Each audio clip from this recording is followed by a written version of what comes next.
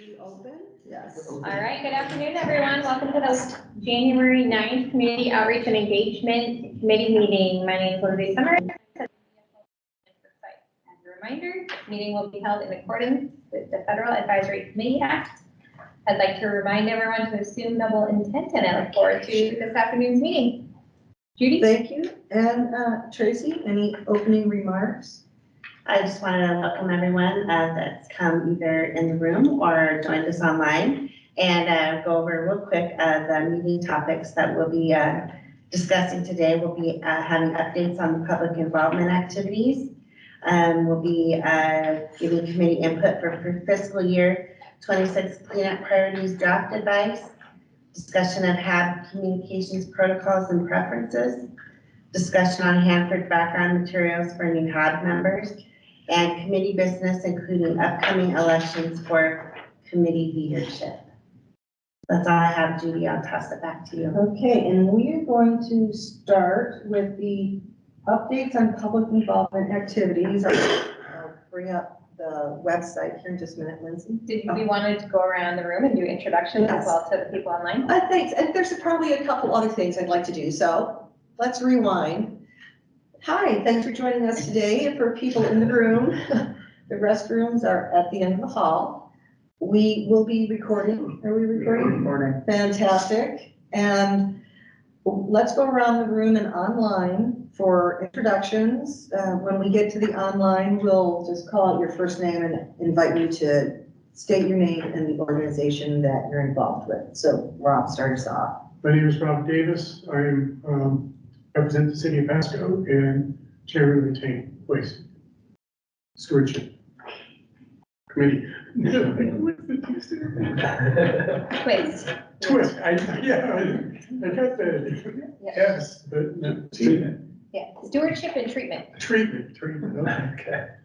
Yeah. It took me a long time to get rid of TFC. My name is Mia Burke, and I represent Hanford Challenge on the board. Susan Coleman, public at large. Michelle Holt, Benton Franklin Council of Governments. Ryan Miller with Ecology. Dan Calloway with HMIS Communications. Lindsay Summers, Department of Energy. Marianne Wanacke with HMIS, supporting HAB and DOE. Tracy Arnold, I represent the Hanford workforce. Steve Anderson, the Franklin and Grant County representative. Matt Hendrickson, Oregon Department of Energy. Judy Talbot, facilitation team. Josh Patnott, also facilitation team. And can you just can you go through the participants and get them to? All right. Please. And I'm asking those online to introduce themselves as well, starting with Patrick.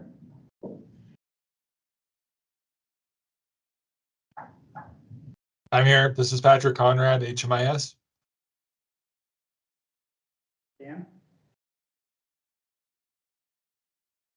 That me? Dan Phillips. Dan Solitz, public member.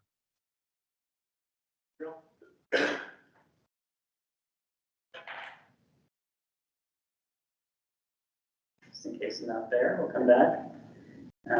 Jeff? Jeff Wyatt, Oregon Hanford Cleanup Board. Tom?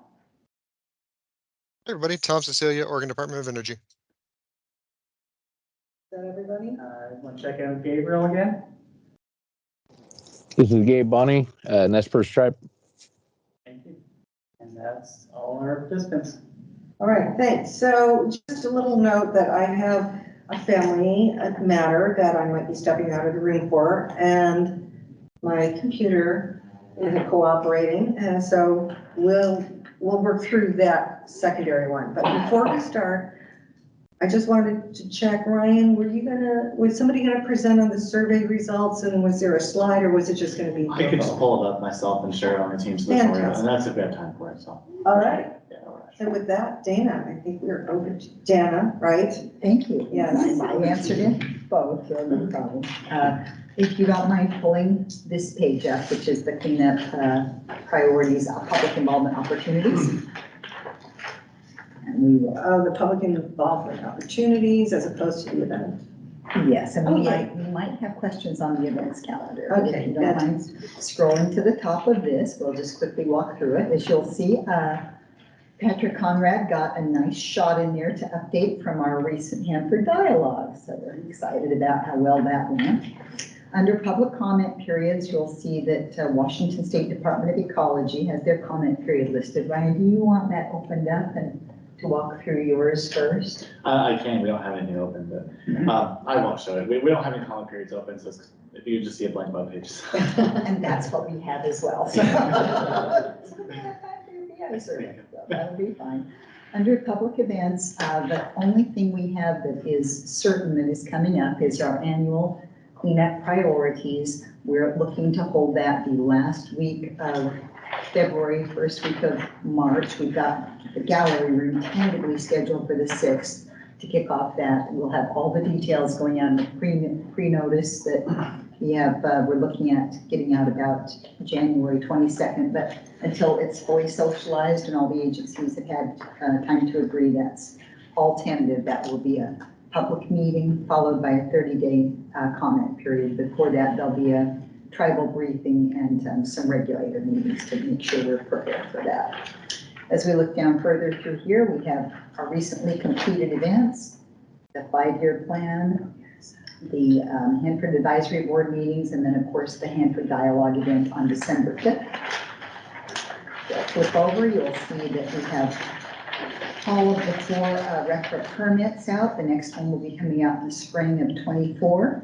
And then under other, we're starting to publish some of the public notices with attachments. The next one we'll probably be putting there is sometime in February. We're anticipating we'll probably have the annual ERDF plug-in fact sheet, but we don't have a draft on that quite yet, but we normally have that coming out in the timeframe. So that's all I really have.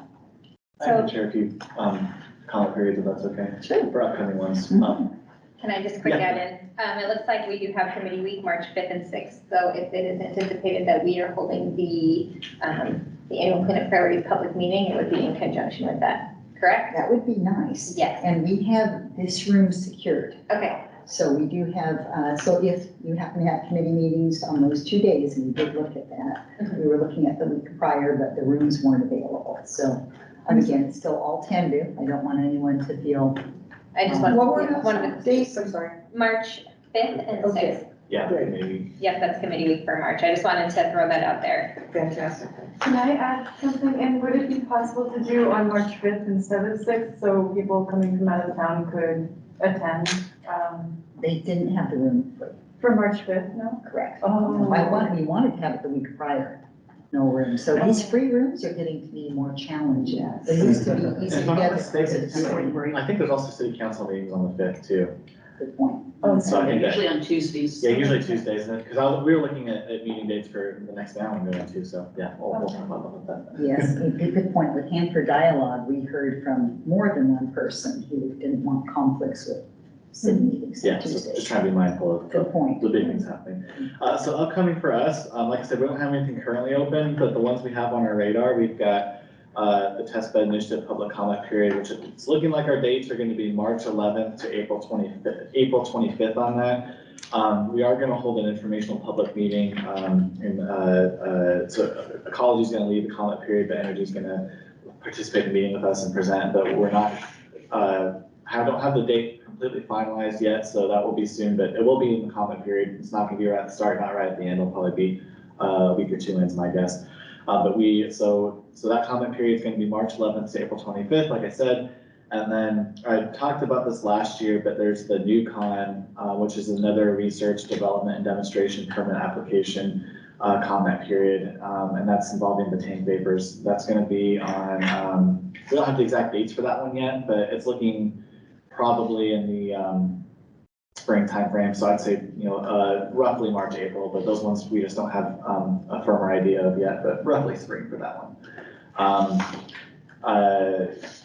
We don't have set dates for F9. I know that's a huge interest. I just wanted to raise that, but we still are on track for Rev 9 this year. We're just waiting again for still working on the permit files and stuff. So that's still on track for this year. Don't have an exact time frame, but once we do have an exact time frame, we will make sure that we're starting all the public involvement we talked about, and there will be a HAB briefing and all that fun stuff. Just want to put that on your radar, but that's still going to be happening in 2024. And then the public involvement survey, we'll get into that in one of the next topics here in a few minutes, after we talk about the public meetings, so I won't talk about the survey quite yet. Were there any questions on my stuff? Online, any questions or comments so far? Okay. There were questions. Oh, so yes, Tom, you want to open your mic? Yeah, I typed it in, but is it still looking like we're looking for like a May timeframe for the holistics? For holistics? Yeah. Is that what you're saying? Yeah. Sorry, my eyes can't read the screen from here. Oh. Same update that we keep giving, Tom. I can't get into any specifics on that. They're still finishing up drafting the, proposed changes, and that'll go out for public notice and all that fun stuff. So I don't have any specifics on that right now. Neither do I. It's still tentative being talked about, so. Thanks. Trust me, I'm eager to get into the bit from a public involvement standpoint, especially after the figures. Yeah, I'm very excited to get to it when we finally can, so. Okay, were you going to be opening a debrief on the 5-year plan? Yes, that's. Do we have anything from ecology, or sorry, EPA? I believe that Roberto said he was not available, something came up, let me double check his online. That's what I remember as well. I do know, I don't think he's online, but I do know that EPA had their test bed initiative treatment variance comment period, but I think that closed at the end of the year. Off the top of my head, I don't think they've got anything open. Yeah, 28, I think. Yeah. Yeah, not to speak for them, but I don't think there's anything open right now. Thanks for that. All right, if you don't mind going to the events calendar. And did you want to do 5-year plan first? It doesn't need to go in any particular order. We have 5-year plan, Hanford Regional Dialogue, and the public involvement survey results. So any of those as in whatever order you prefer. Let's just open up the public meeting for cleanup priorities, and I believe that was at the end of November. You mean 5 year? Wait. 5-year plan, yes. 5-year plan, the second one on the bullet. Second one, Oh, I was looking at the agenda. Yeah. It was in October 24th. Oh, thank you. Yeah. 23. Yeah. I told you the wrong month. Yeah, you were going through surgery at that time. Ah, So, wait. So I have June 23, and then when I try to go forward, okay, there's July. I see. it's easy to hit that year instead of the month. And Okay. For those of us who need remedial help on technology, thank you. no. All right, and that was October? October 24th. If I heard from Rob correctly. Okay, It's right down on the bottom of is this it? Yeah. There we go. Perfect. We look at that. And so we had that meeting. That is a best practice meeting. It's not required by regulation. We had the feedback period and then the meeting with 4 of our AMs down at WSU Tri-Cities in the CIC building. And we had great participation and feedback, received many wonderful comments from folks that had put quite a bit of time into it, along with workforce members and members of the public. So I'm happy to have any input or feedback folks have for us.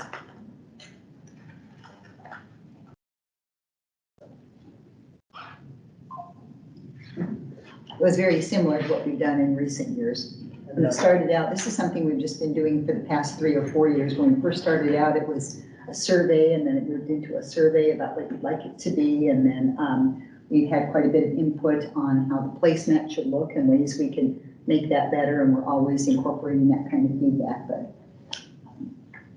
it seems to be like a living, evolving project. So, and gaining more interest. More people are getting involved, more people submitting comments. And so we appreciate all your hard work on that very much.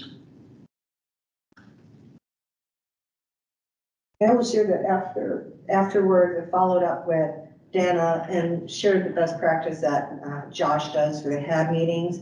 And for the location, usually he provides a link to a map so that people can get to the meeting space. Yes, that was really helpful. Also, they've changed the names of the roads out there. And I had the old road name in there, and she told me that, there was a new road name, and so we've updated that too. So thanks for that input, because it's the last thing we want is people, not being able to find it on their maps. And it is kind of down there off the beaten path a bit, so.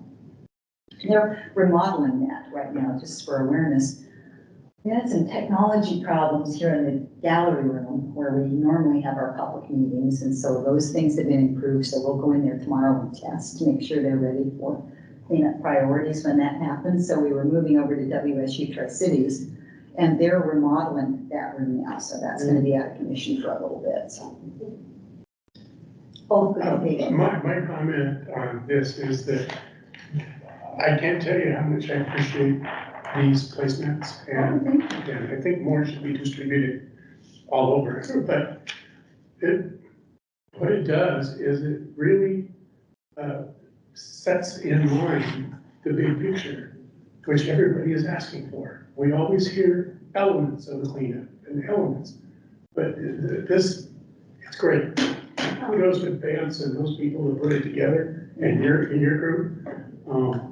Nothing better than this. I will tell our HMIS Brian as far as it works on that year round, and I will pass that on to him because there are a lot of cooks in the kitchen. Yeah. And so I appreciate that. I'll make sure he gives that compliment. So, and I agree, there are many people who've worked at Hanford for years who know their portion of the work out there, but the bigger overview, it's a tall order for anybody. Yeah. And its distribution is just limited to us, or is it sent out to the Hanford workers? Oh, yes, that, we put that out to the public. That's on the webpage. Oh, placement? Yeah, the placement. Oh, yeah. We've got that, and we have the past ones, so let me see if I can get that for you. Just so you know, I can send it to you afterwards. That's on the Hanford.gov external events calendar. Okay. It's not events calendar, but it has its own webpage where you can go back and look at all of them and see how they've changed from year to year. This be, remind me, is this the third one or fourth one you guys have done of the placement? No, the placemat's been out there for a while, but this is the third cleanup priorities, best practice comment period and meeting. And then I think the year prior to that, we went out with a survey about it. I'd have to go back and review, so. But you mean 5-year plan comment period?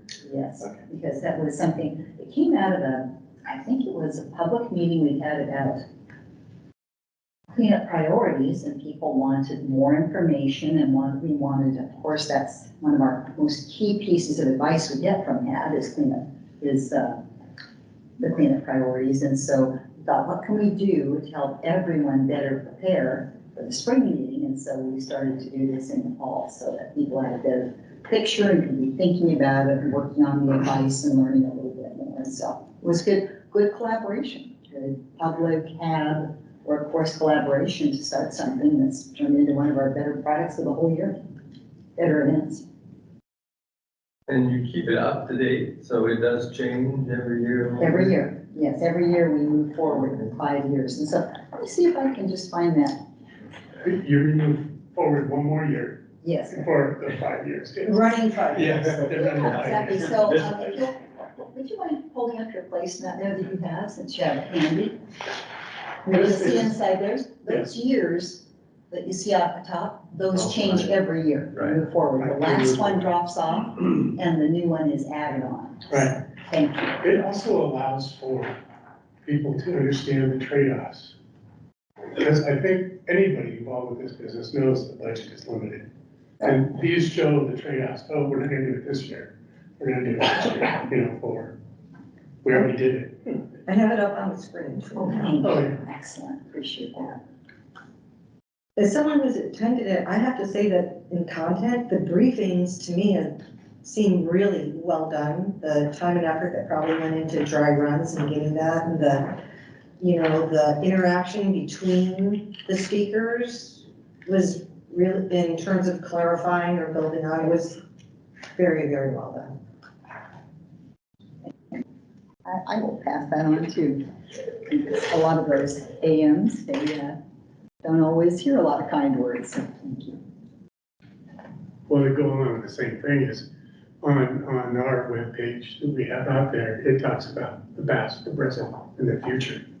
Those are very good. Oh, thank you. Yeah.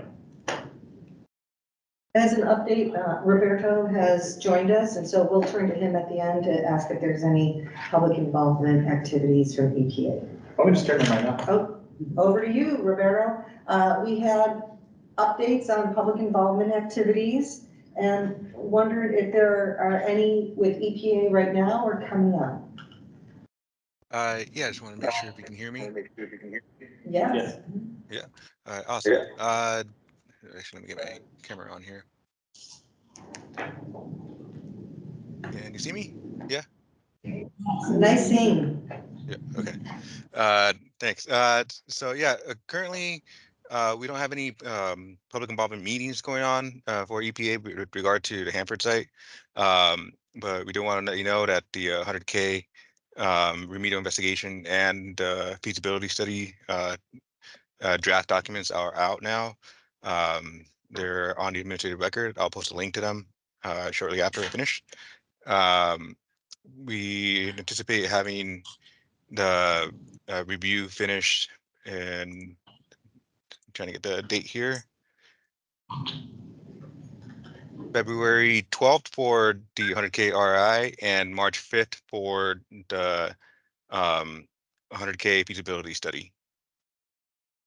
And I think that's pretty much the main items I have right now on the table. Thanks.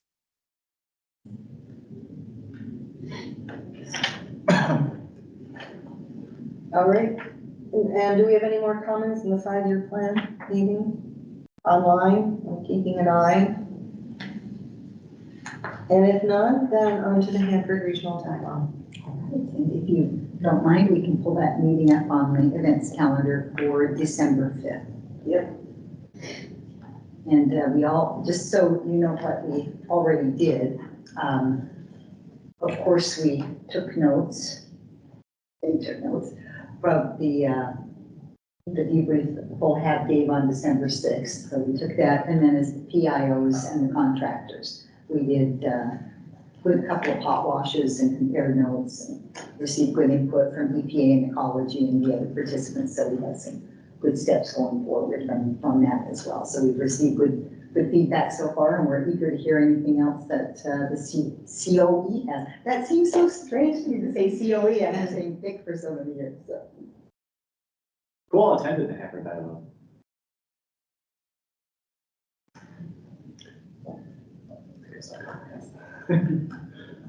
And you also did a survey of anyone that attended. Are there results from that yet, or? So if I'm not mistaken, I think we only had 3 or 4 responses to the survey. Yeah, and we sent it out and shared it, but, so we didn't get a lot of responses from the survey, but we did, so what we did is we took the comments from the survey, we included it with the debrief document that Dan had drafted up. So we did include that list of comments, all the comments we got with that. Will that be made available to the HAB or brought to the HAB at all, or? We weren't planning on it, but I can go back and ask, did you want the hot wash with everything combined or just the survey? Well, I saw the survey, that like. Oh, we mean the results. I mean, do you want the whole hot wash document is what Dan was asking, or just the survey results? Hot wash is. Sorry, hot wash is just the debrief that we just had with each other, where we had the feedback from like the prospective staffs, and then feedback that we heard from the HAB members at the December 6th meeting, include those comments, and then the survey responses as well. Is in that as well? Yeah. Then yeah, I guess the hot wash. Okay, Yes. well, we could, we'll take it back and see if we can bring that to the next COE meeting, then possibly that could be a pretty quick update we could share. So, yeah, we'll talk about it. Okay.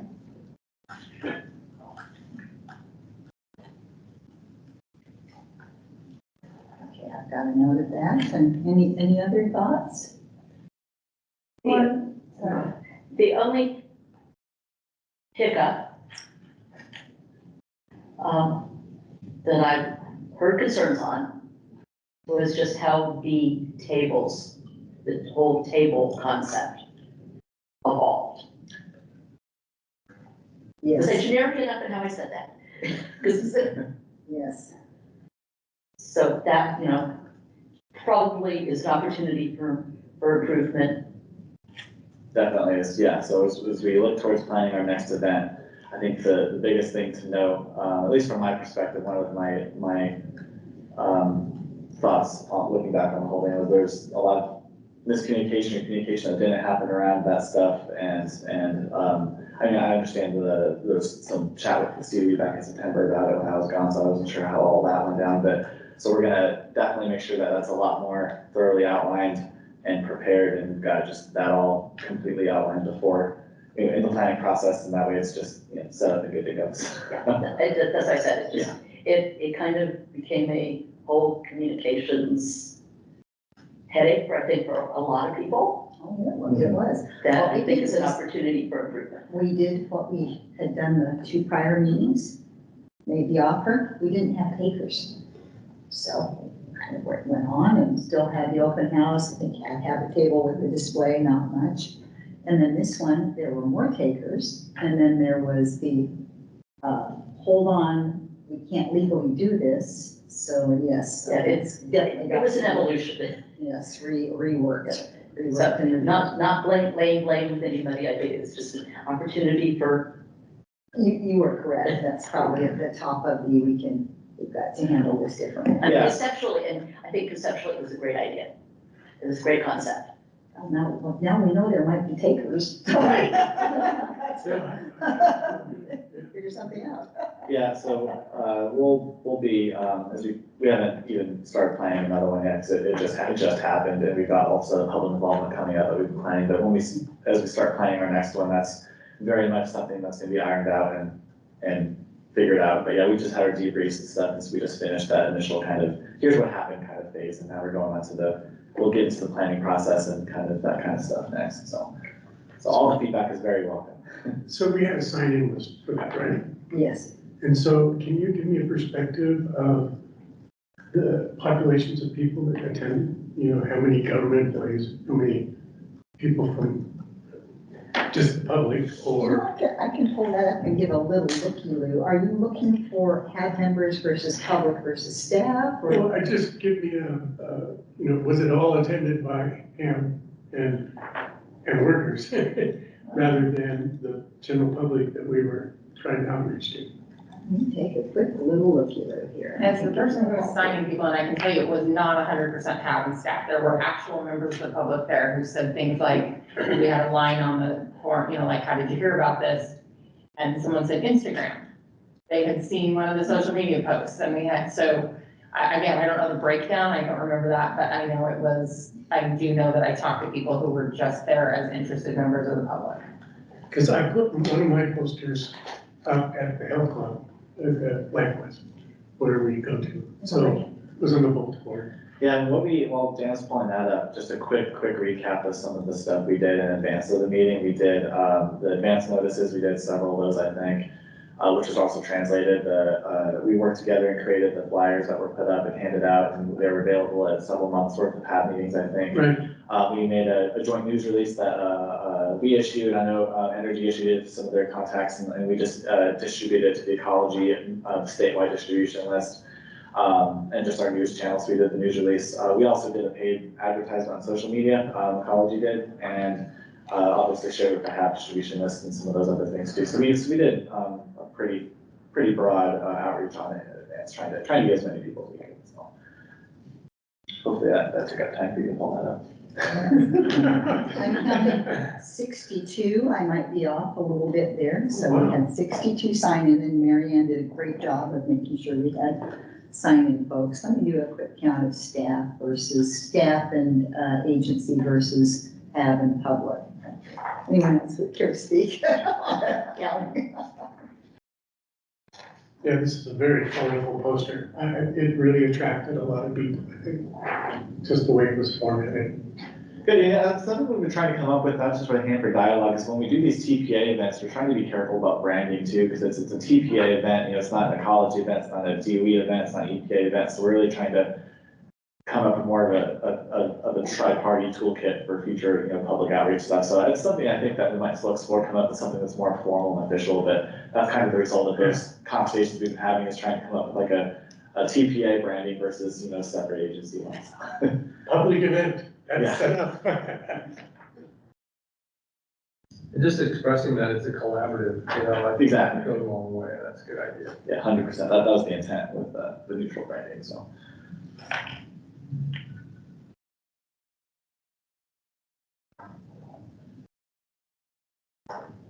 From a participant and from what I saw, the people who were attending the breakout sessions, it seemed like they really appreciated that there were an array of subject matter experts, and for each station, there were like 4 or more people who could speak to different things, and it seemed like those at the meeting got some real one-on-one and very specific. Other people were there, but. Yes, I just took a little looky-loo, and it looked like HAB, public tribal members, DNFSB, a couple of media folks, was about 40 people, agency and staff counted for about another 20 for the 60 some odd people. Rough numbers. Tina, can I ask you about, so a comment you made about how you had reached out about tabling for other public meetings and nobody spoke up?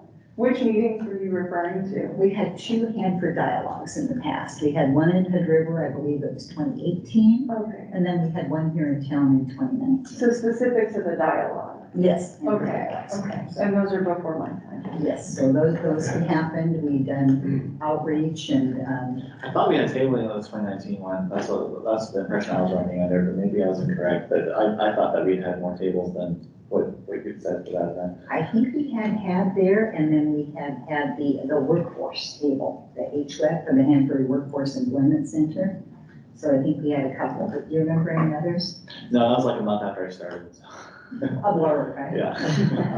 And that was also pre-pandemic. And Yeah, I think people were more anxious to get into a safe social context afterwards. May have been a part of that bubble. People coming back and expressing interest and showing up. So, which is great. We were delighted with the turnout and participation. It was much better than what we've had in the past 2 goes. Just absolutely delighted. So, Hoping for even more in the future. yes, exactly. Well, and I'm disappointed to hear that so few people responded to the survey, and I'm wondering, moving forward for the next one, how to kind of execute that better, whether you're able to take, I can't remember, but if you can take email addresses and maybe email the Email survey, participants, yeah. or, I don't know, but I know you had QR codes around, but maybe people missed them. and- Yeah, I agree. They might have missed it. I also had we had discussed, and Roberto and I kind of stood towards the back at the end. Everybody was just kind of rushing out at the end because it was really late. But so we had an ecology iPad that got the survey on it. People wanted to take it right then and there. Nobody took us up on it. But I do agree that's one component that we could look at in the next one. Yeah. Because I was kind of, I saw like 3 responses. I'm like, oh. Well, we normally get 0, so 3 is considerably above what we normally get. So that, we normally print them out or have them on a QR code, and so a low to 0 response is normal. Also, this particular meeting is designed, when we do the Hanford Lives, anyone can get on that as a live stream from any place in the world. And you do have to sign up. There has to be technology piece. Sometimes we hear from some people, not everyone wants to sign in, give their information. Some people want to, be anonymous, and we want to make sure we're respectful to everyone. So the Hanford Dialogues, we've designed to be in person only. There isn't a virtual component. We don't ask people for their personal information. The sign-in sheets, we politely ask, but nobody's forced. And so that design of that meeting is intended to not go down that path. So Hanford Live, a little bit of a different animal. So that's just I don't want to get a good public turnout and then somebody being turned off and not coming back because somebody started asking for them for their PII. A lot of people just don't want to give it out, don't like it, don't want to be asked. Yeah, well, to that, I think the survey was anonymous. I think making sure that's clear would be helpful. Saying, it's anonymous, we would love your feedback. Could possibly help it. I do hear you on that. So that's something that we'll talk more about Because I do, the feedback is super helpful as we plan these. Yes, yes, I yes, we want didn't know, so feedback. how did the survey, how was it made available? Yeah, so what we did, Ecology put the survey together through Microsoft Forms, and we put some QR codes up throughout the whole ballroom, the event space that had the link to the survey. And then I also, like I said, I even had David in his remarks make a specific comment saying, if you don't want to take the survey or something to this effect, then find Ryan or something like that. You've got the physical one you can take. Maybe that wasn't oriented as much as it should have been for people that didn't want to take it on their phone, because some people either don't have a phone or don't want to go through that whole process. So you didn't have any hard copies? We didn't have any hard copies this go around. And I can tell you that my husband does not do QR codes. So if it was a QR code. We had a link beneath it too, but. We went to a restaurant last week and they tried to get him to do QR code for the menu. It's like, he doesn't do QR codes. It's a good lesson learned. I think part of the intent was, because if we had gotten a bunch of physical copies, we would have had to go and transcript everything into digital sphere and that. So, and that might be something you have to bite the bullet on and do for physical. Yes, and that's it, it's just considering your audience, we're working with multiple generations, and each one is a little different. Yeah, that's got some good feedback. So I agree, if I wanted to go to a meeting and didn't want to give out a bunch of my PII and worry about getting a slew of emails, and there was a piece of paper I could fill out and not give any data, I would be more likely to do it, but if somebody asked me for my email for a survey, would be highly unlikely to do that. I just know that it's gonna bring 6 more emails that I don't want. And then you unsubscribe and that's not respected, or the unsubscribe doesn't work. And so I'm wary of it. Or you're just busy and it's easier to just do, and like I said, a generic, an unnamed meeting survey, which we all go to meetings and we get them. And in the packet usually is a form, and it's just like, before you leave. Yeah, that's what it was. It was just virtual only, but I think, if we do a physical, version of the survey, that could help a lot, I think, so that's a good idea. Yeah, it's kind of, I want to go back to like what, yesterday or this morning, Larry and his fisherman buddies are not gonna sit in front of a computer and answer it. This is just like, they've got, they're busy. So it's kind of the figuring out how to make it, you're right, it's a challenge, how to make it as simple as possible. Well, yes, and we want to keep this good momentum coming. We have a lot of people. No, that is good, that's a good attendance number. Yes, we've not had that in the past, so that was delightful. I don't think you should be depressed, though, the fact that some people didn't send them in, because I thought it was great. They don't need any input from me. Well, I discovered, not necessarily specifically at Hanford, that I think that means if people are not bringing the fire, they think you're doing a good job. They're busy. They don't have time to turn in a positive survey. And no, somebody doesn't send you something scathing, I always take that as a big thumbs up. Still making it easier available for people that do have feedback that want to do a project. Exactly, because usually if someone will take the time to send something in, they're mad as hornet. You don't hear about it. Or they have the mindset like I do, which is, it's an opportunity for improvement. Yes. As how we continue to learn and make things better. Exactly. That's that opportunity. Yeah, it's pretty rare to get a survey of, we get really good feedback in our public meetings, but to have somebody sit down and type out or fill a thing where it's a lot of positive checks, it's just not something I see much if ever, so. Then, if you did a little physical form, I was just thinking it might be helpful to have a drop-off box that's next to a small bowl of candy, right? So pick up, encourage people to go there. Doesn't mean they will drop off the form, but. You get all the sugar addicts. Yeah. It's a skewed perspective, but. Thank you. They're excellent ideas, and I appreciate all the input. Any other thoughts?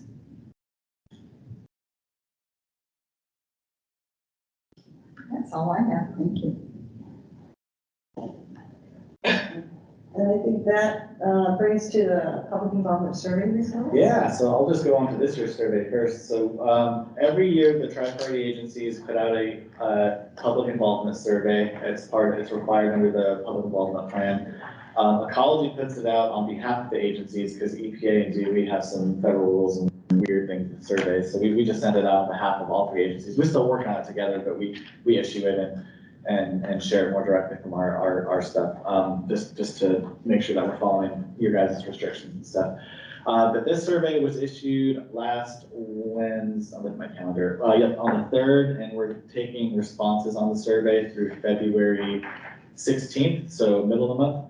But really want to hear from as many people as we can, whether you are involved in Hanford or whether you're not. We really want to hear your feedback both ways. So if you can take it back and share it with your constituencies, share it with your friends. And again, if they haven't heard about Hanford, we still want to hear from them because we're really also, I don't want to speak for DOE and EPA, but from Ecology, we really want to be trying to reach, those audiences that aren't super involved in Hanford, that need to be, historically overburdened unserved populations, environmental justice communities. That's a big, folks that, there's other folks that should also know about Hanford that just don't. So we're just trying to reach those people in addition to the people that are involved in Hanford. But looking for your feedback on the communications, public involvement efforts from the last calendar year. So this survey that was issued last week asks you questions about public involvement, communications, outreach from January to December of 2023. But yeah, it's tried to keep it relatively brief. There's only a couple. I think there's a total of 2 or 3 like required questions that you have to answer. To otherwise everything's optional, so you can fill out part of it, all of it, some of it, and then we take once the survey closes, we take the survey results and we kind of congregate them or aggregate them, and then we write a survey report, a results report that kind of summarizes the survey. This report, one thing we realized, because the last survey prior to 2022 survey was done in 2019 before COVID. So what we realized was what 2022's report missed was just a summary of all of the different public involvement that happened from all 3 agencies. That's supposed to be in that report, but it wasn't last year. That was just an oversight. So, and to 2023's report, we'll make sure that there's that recap kind of page that has all of the PI that happened over the last year. But yeah, otherwise we're gonna get together. So we get together the agencies and we take a look at the report and we'll draft up the results report and then issue it. And for last year's report, it issued, I think we published it in July. We're trying to do it earlier this year. So the survey closes mid-February. I think we'll really try and get the survey issued, April, May at the latest if we can.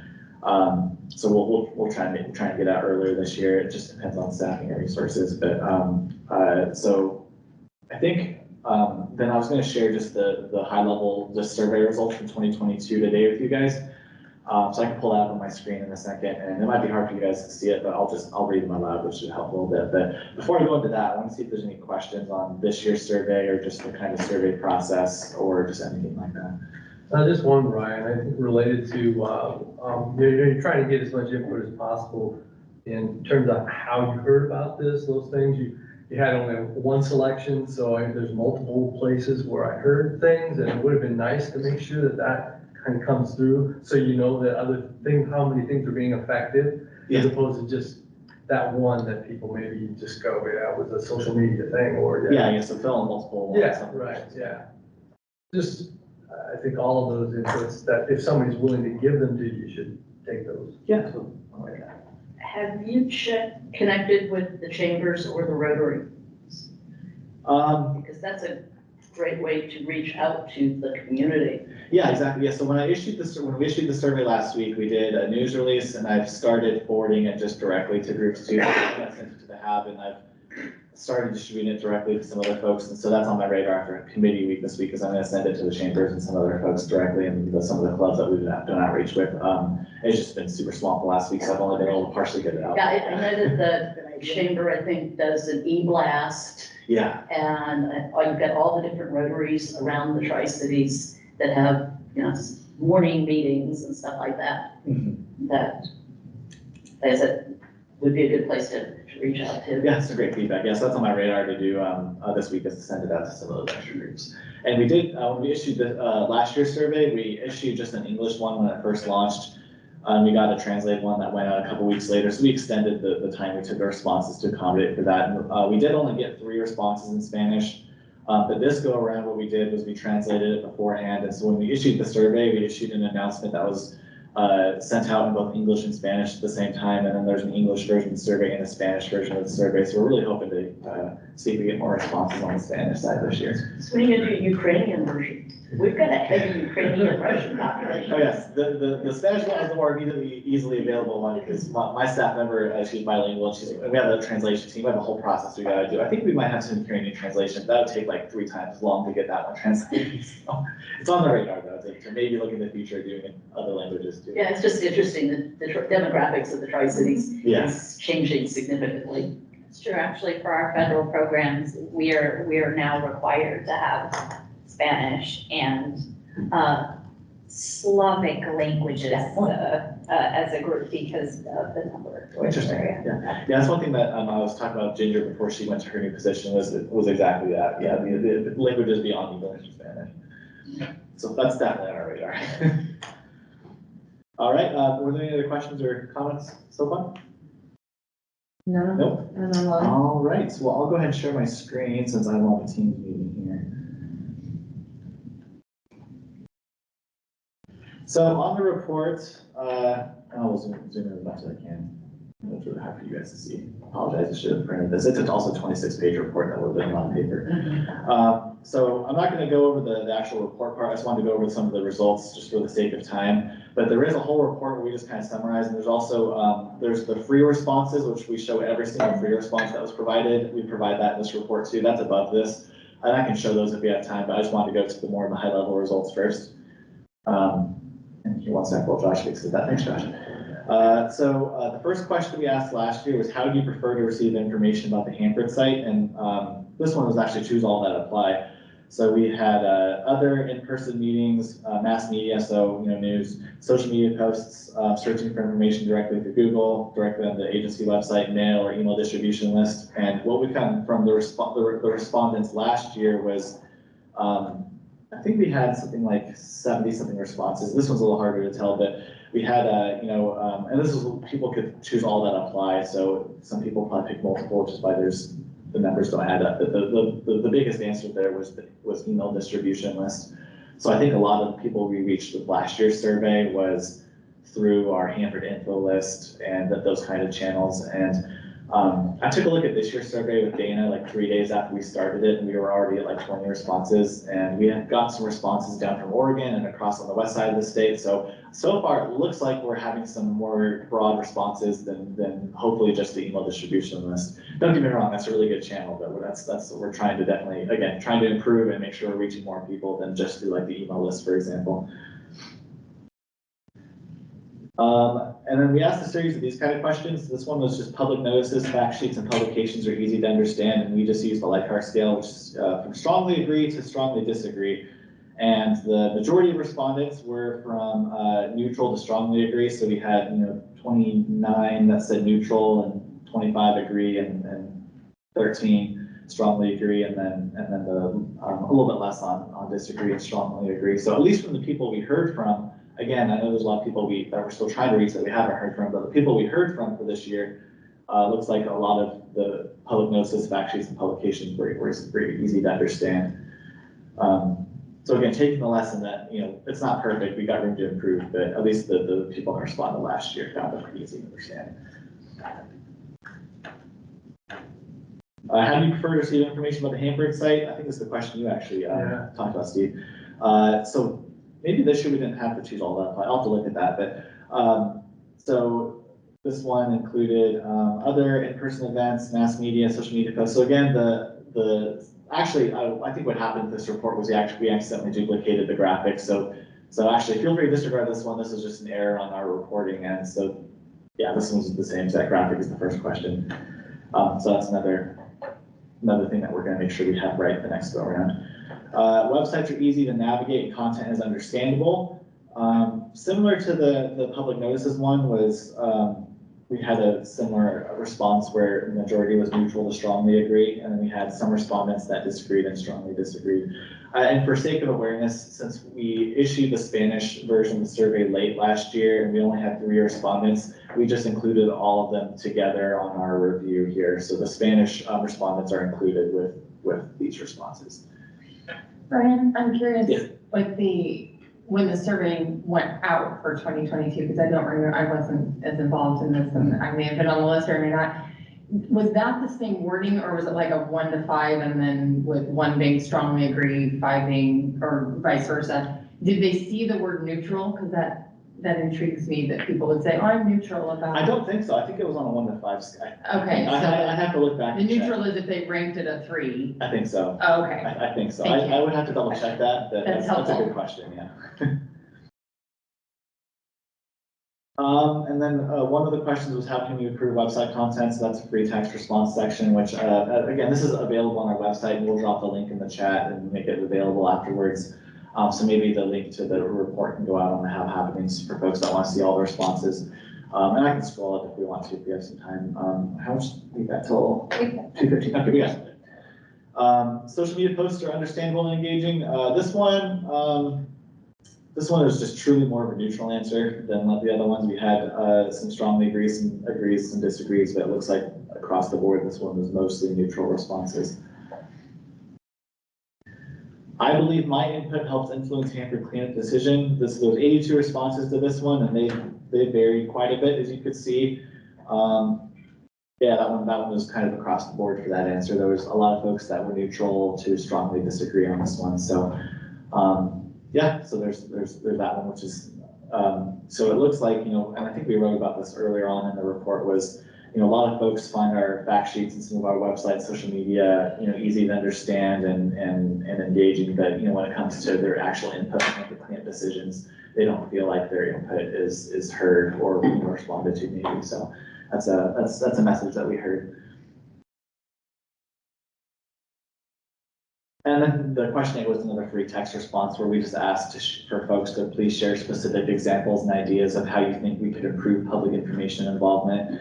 And this is where we asked, if you don't usually pay attention to Hanford issues, we'd love to know why. But question 9, so this was one of the questions that was actually a required question, because if you said no, it actually skipped you past this part of the survey, because we didn't want folks to answer a bunch of questions about public meetings or their experience in public meetings they attended if they didn't attend it. So this is just one of the redirects just for folks. So if they said no, they were skipped to the last part of the survey, and then if they said yes, then they're taken to these next couple of questions. But you can see of the respondents, a vast majority did not attend a public meeting. It was like 51 said no and 34 said yes. But for the specific meeting questions, one was talking about the speakers being clear, coherent, easy to follow. So a vast majority agreed. We didn't have any strongly disagrees here. We had a couple disagrees. So the quality of the question and answer session following the presentation was good. So again, that veers a little more into the neutral to strongly agree, or neutral and agreed categories. We had one strongly disagreeing here.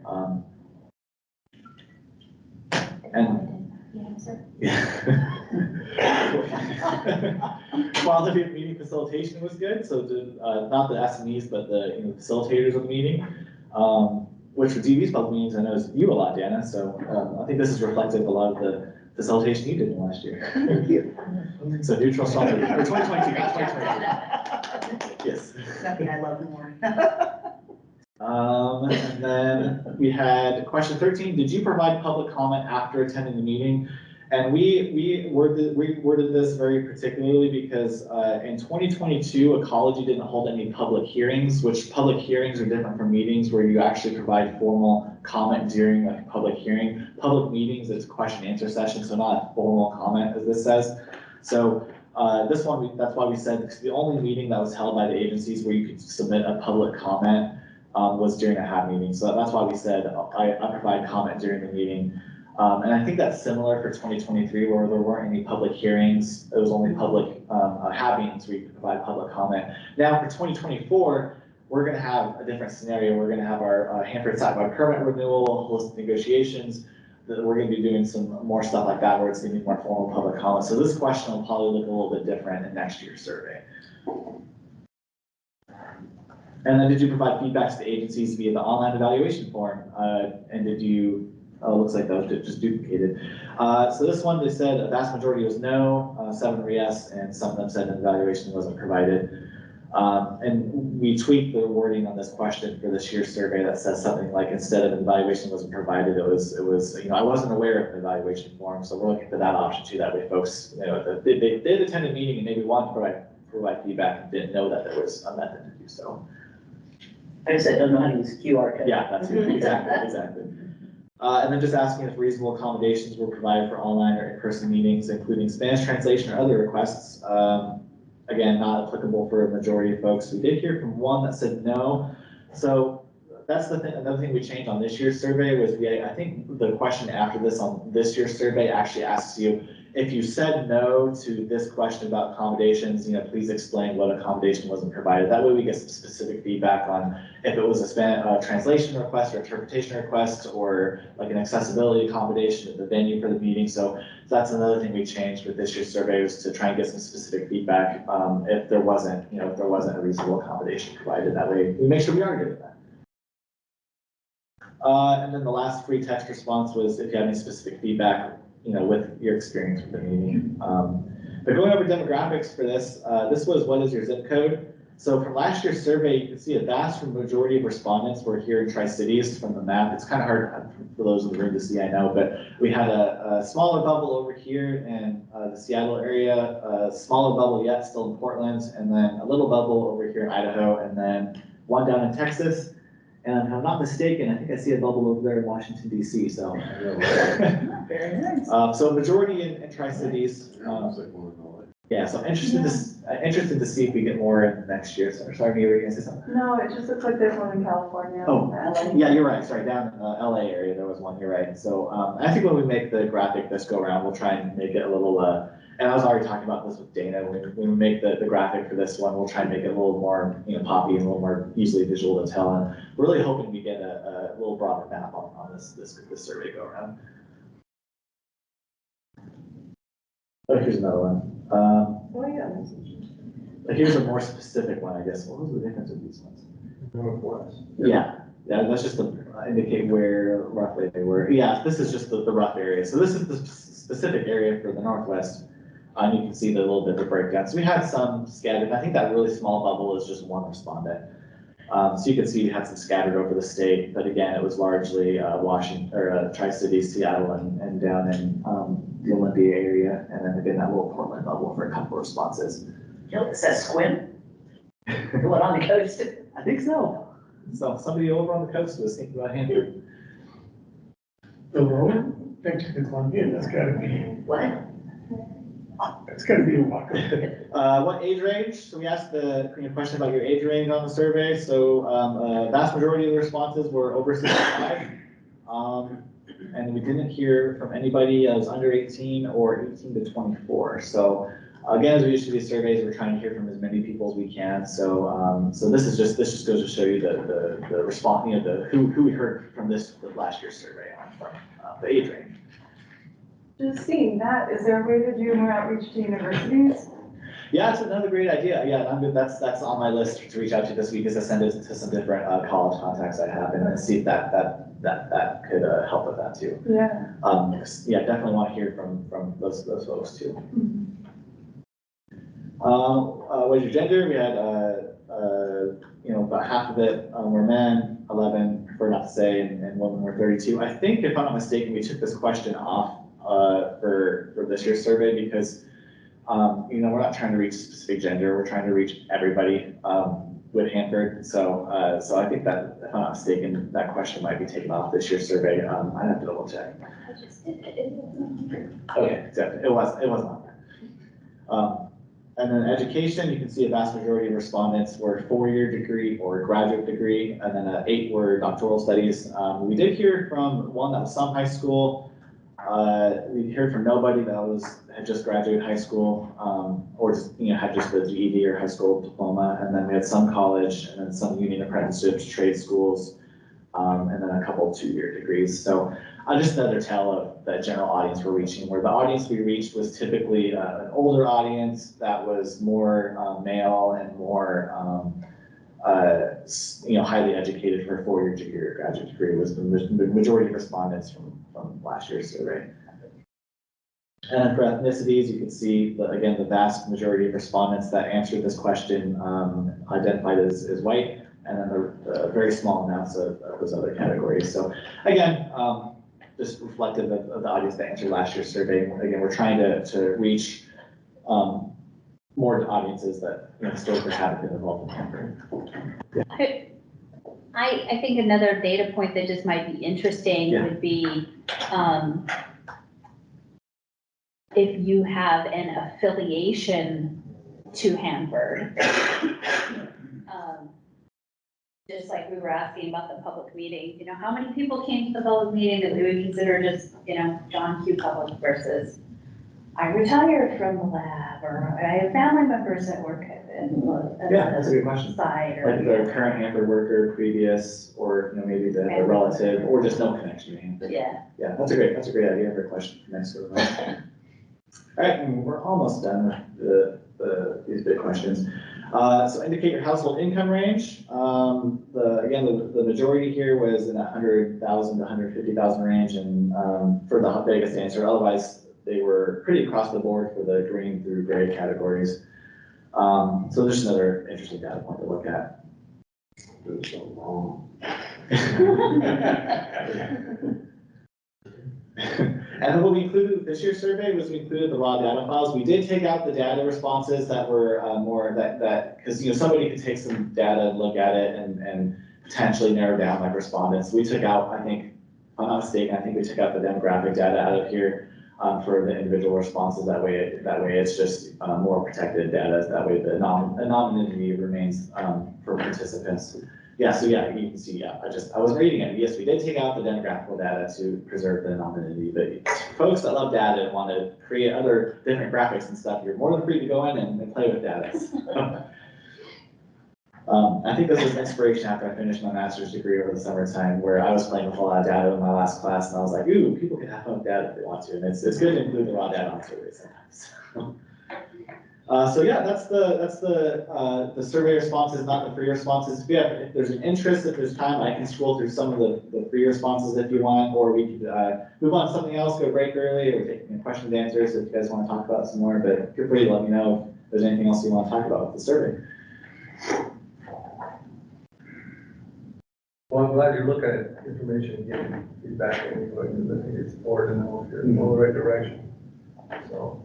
Yeah, and I'll say, if you go and look through the free responses, there's some really great suggestions and feedback in there. And I can personally tell you from my perspective, me and my team, we take a look at those free responses, like we read everyone, and we do take some actions from some of the that we can from some of them.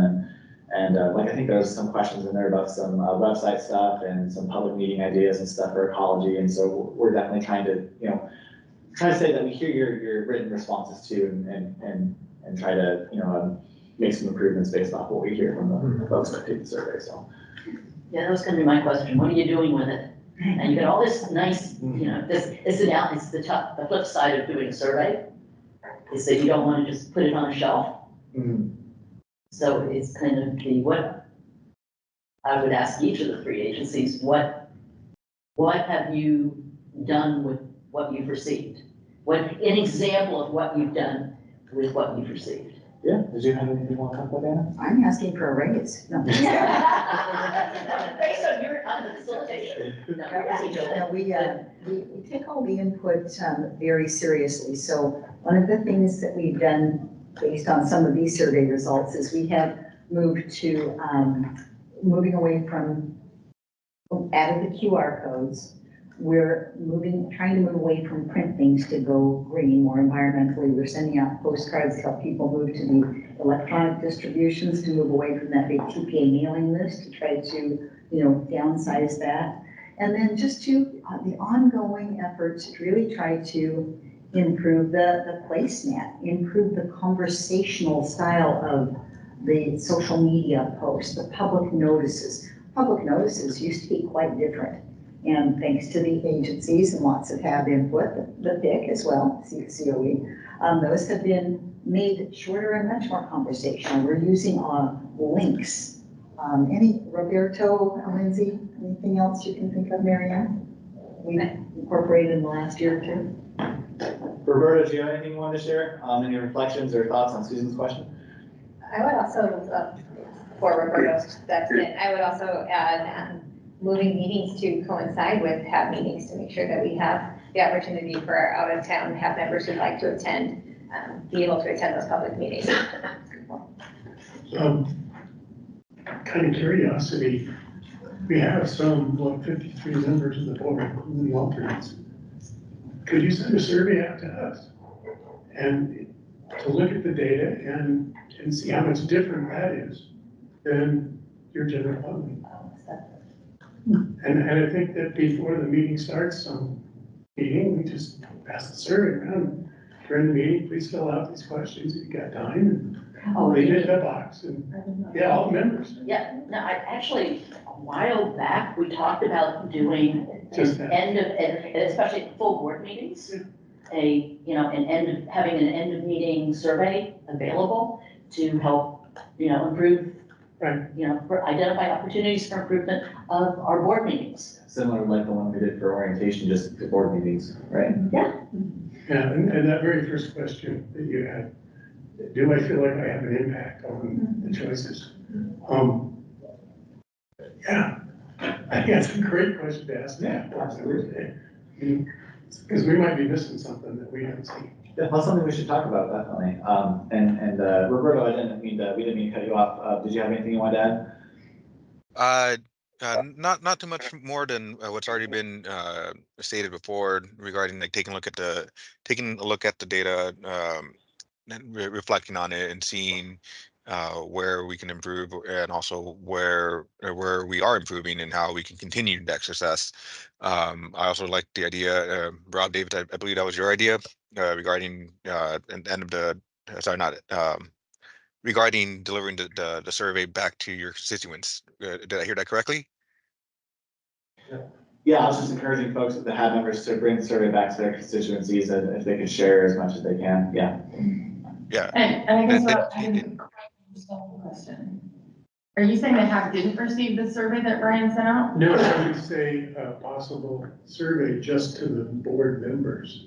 And End alternates. of meeting board survey. Okay, Yeah, not end of this, meeting. you're not talking about this specific. Separate idea. That's what I was like, wait, did you guys not get it? Are you not Yeah. getting the signature list? So I was confused, thank you. Right, but I felt that some of the same questions would be asked. Gotcha. But yeah, an end of meeting. No, I get it now, I missed that context of the first, so thank you. And thanks, Roberto. for your He comments. jumps conversation sometimes. There we go. The other You thing have to I was move gonna- fast. So the report we put together, we also had a list of some planned actions that the TPA agencies wrote in. Now, that being said, there's some separate stuff we each will take out too. Like I said specifically, that there was some stuff that my agency specifically took back and chewed on, like some feedback about social media, web, and like our Let's Talk About Hanfords and stuff that we're looking at. So, but there is that list of planned actions that the TPA agencies are writing in the report that will be published. So, and this is just an example of it. That's not the whole list, but that's part of it.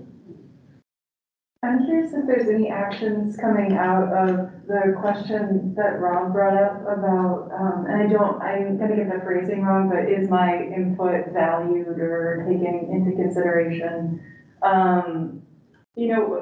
That's really striking that people disagreed. They didn't think that their input was valued.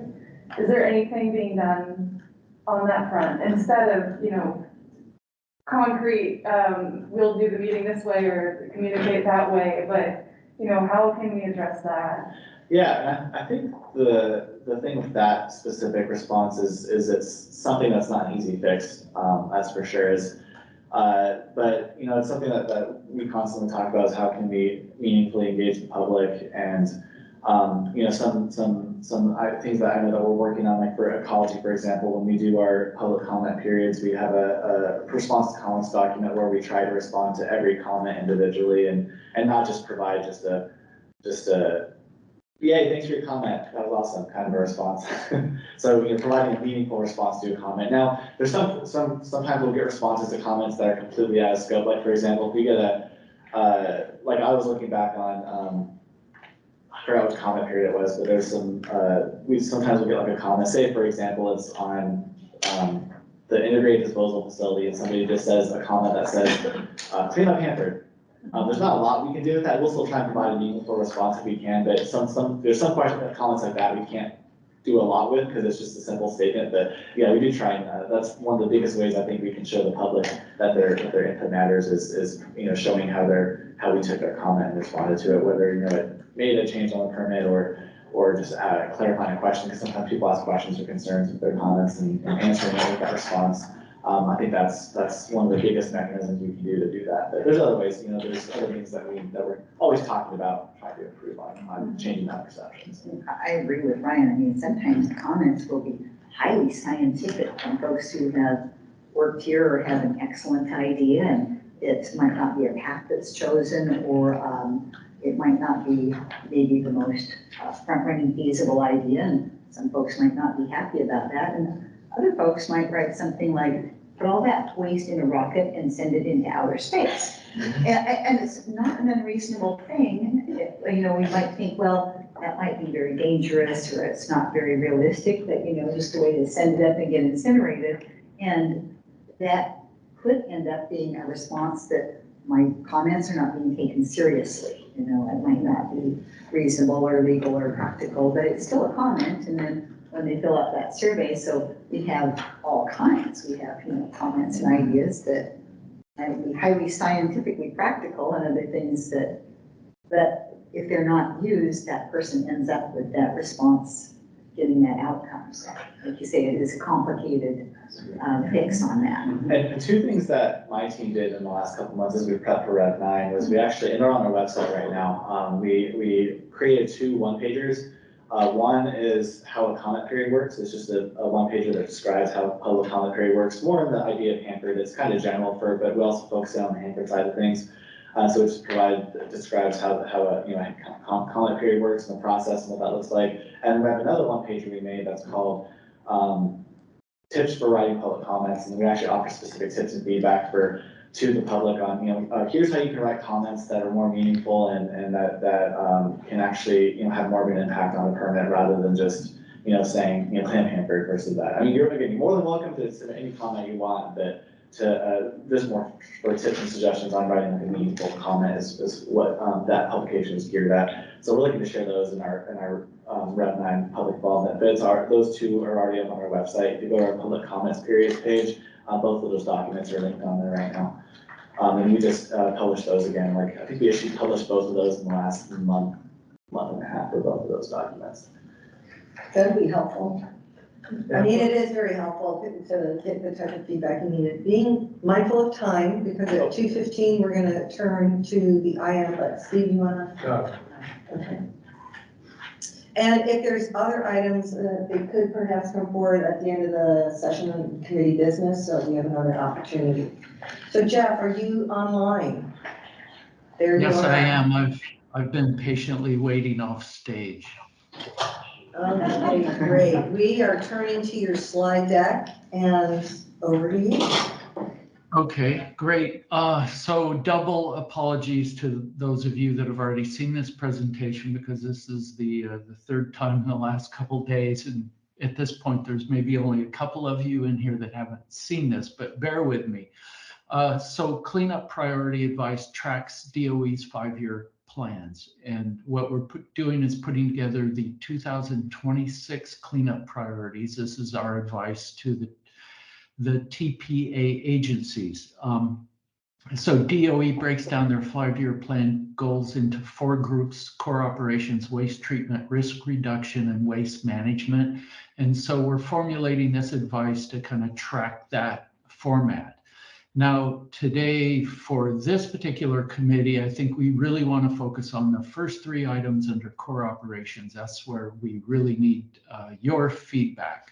And then I would also add that this is an iterative process. We're about 60% of the way through, so there's plenty of time and room for additional feedback. However, we're looking for substantive comments and concerns at this point, not so much wordsmithing. We'll leave that to the IM team, but if you do have comments and specific wordsmithing suggestions and stuff, ask that you submit that via email to the HAB facilitation team. Our schedule here is we'd like those comments back from you by January 15th. We have our next IM team meeting on January 23rd, and then we will present the results of that in a fairly polished draft to the entire HAB in the February meeting. Next slide, please. So the way we put this together, we've got two lists, the A list and the B list. So the A list is, we're still wordsmithing and fine tuning, and this is where we need your help, particularly on 3 items. But we think we've got a general consensus on those items. The B list is it's where we don't have consensus, either that it's not specifically targeted toward 2026, maybe it's not really something actionable, it's too vague, or on the other hand, it's something where the issue is not fully enough developed enough for this IM team to put a critical cleanup priority to it, or someone objects to to including that in the advice. So the reminder here is we are a consensus board. If we don't have consensus on an item, it gets put on the B list. Okay, next slide. Okay, this is the A list. Not going to go through too much detail on this because we're going to dive into detail in a couple of minutes, but core operations, public involvement, reporting, and HAB funding. These are the areas where we really welcome and need this committee's input. There's also workforce issues in there, which addresses kind of turnover and generational turnover and the HAB's concerns that have been expressed about that. Waste treatment, we've got greenhouse gas emissions, risk reduction. You can see these risk reduction and waste management issues kind of get down a little bit into the weeds on technical issues like the 324 building, groundwater protection, burial grounds, TRU waste, etc. Next slide. So this is the B list. We can do one of 3 things with items on the B list. Either after some discussion and maybe wordsmithing, items on the B list can get promoted to the A list. So one of those that already is kind of in the process of getting promoted is this DFLAW operation. We've talked about that with the previous committees, and that one will get promoted to the A list. The other thing we can do is simply drop an item from consideration in this in this effort, in this advice. The third alternative, and for some of these more complex issues that we can't really resolve in the time frame that we have, those more complex issues get referred to a committee. So for example, if we're talking about grout versus vitrification, that's an issue that belongs in the tank waste committee. So those are the 3 options. So keep that in mind. If there's anything on our A list that you disagree with, that kind of automatically gets dropped into onto the B list. Likewise, if there's something on the B list that needs to be promoted, we can look at that. So Judy, if you could take us over to the detail list. Okay, give me just a minute here. Any high-level questions or concerned about the process, the status, or the direction that the IM team is headed? Just 1 second while I bring it up. Here we go.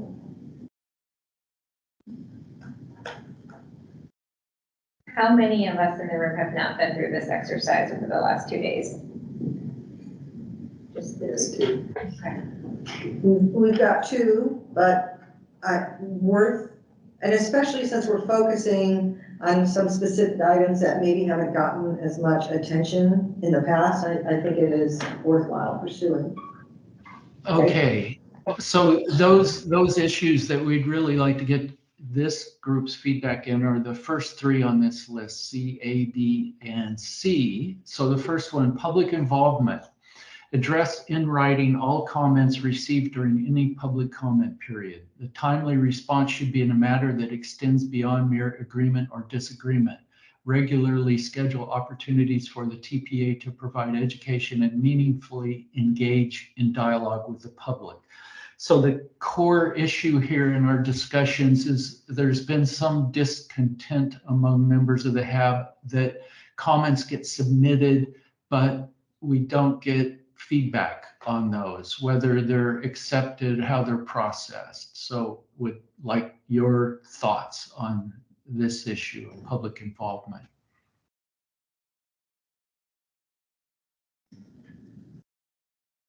I have Tom in queue. Hi, everybody. So as I was driving down the gorge last night, I was thinking about this advice because, you know, that's what you do when you're driving down the gorge. And it seems like this C-A isn't really related to cleanup priorities. But it could be something that the COE could sponsor as a standalone, really concise piece of advice that'd be relatively easy to write and require its own TPA response. So I was wondering if there was any interest in COE sponsoring an IM team to basically take this paragraph and turn it into 2 paragraphs and submit it as an advice for the board. And Tom is exactly right that this is not a cleanup priority per se, but it is a kind of a policy issue. So I like that suggestion. If this team would like us to refer this out to you.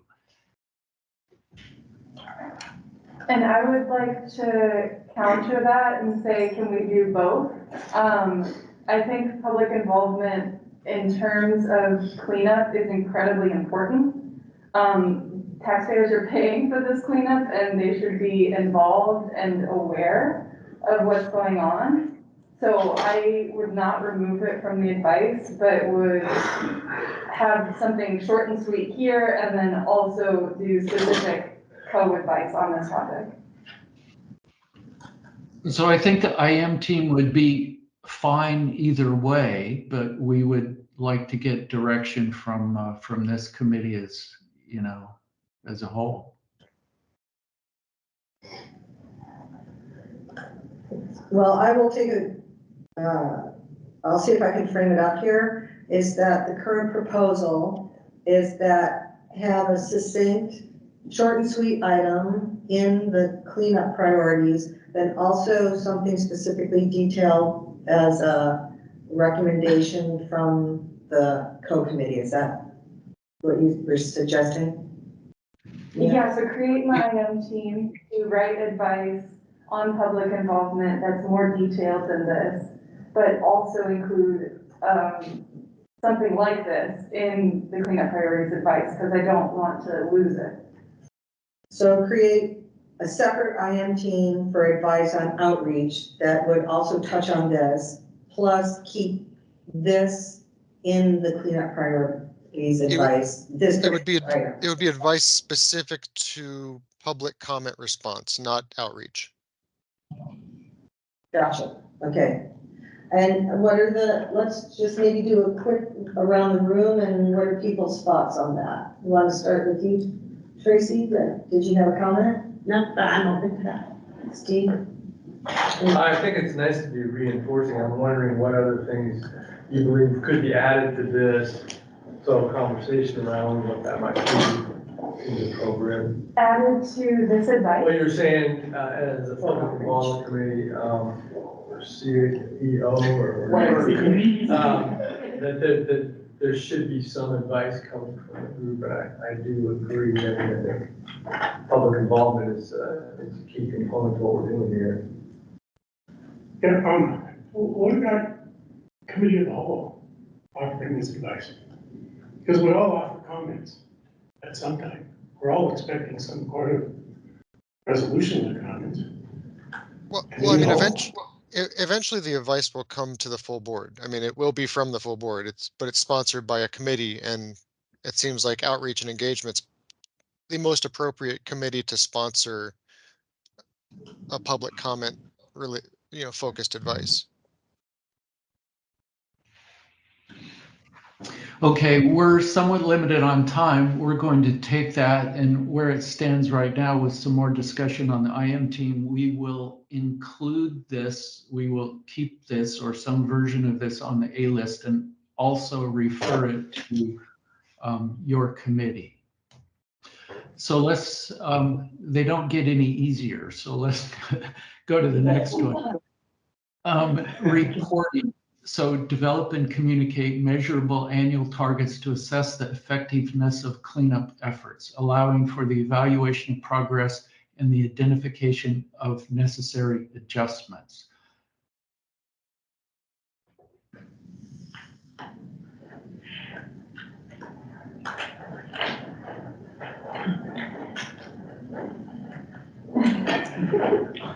He's a brave man. You just can't handle it.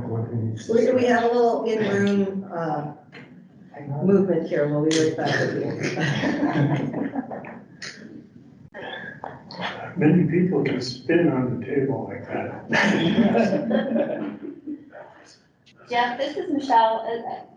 I think what I'm struggling with, having not been part of the previous committee's efforts around this advice, is that like the statement CB about develop and communicate measurable annual targets, you know, as a statement with no background understanding of whether people feel like that has or hasn't been done or whatever, like, yeah, that sounds like a reasonable thing to ask, but I'm not exactly sure what feedback you're looking for from this committee as far as, it's hard for me to take that statement and take it to a, yes, I can give you consensus that it should be included in the advice, because I don't feel like I understand the circumstances that generated this statement to begin with.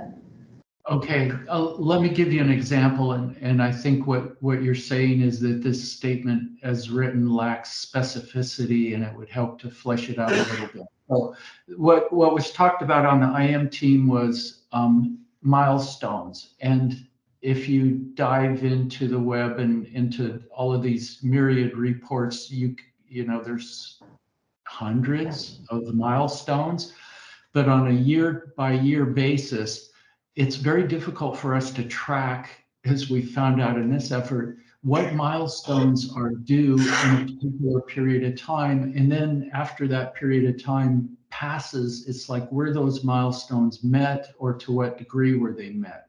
So that's kind of what was on the IM team's mind in the discussion, is we would like some kind of public facing annual report that at a minimum tells us how the agencies are meeting milestones.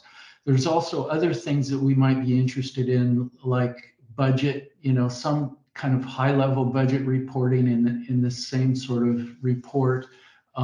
Workforce training, turnover, kind of a contracting summary, what contracts are being renegotiated, what's coming up in the next year, and then looking back what has happened, and also technical accomplishments. If the DOE has every year 2, 3, 4 very, very significant technical accomplishments, like the startup of DFLAW or something.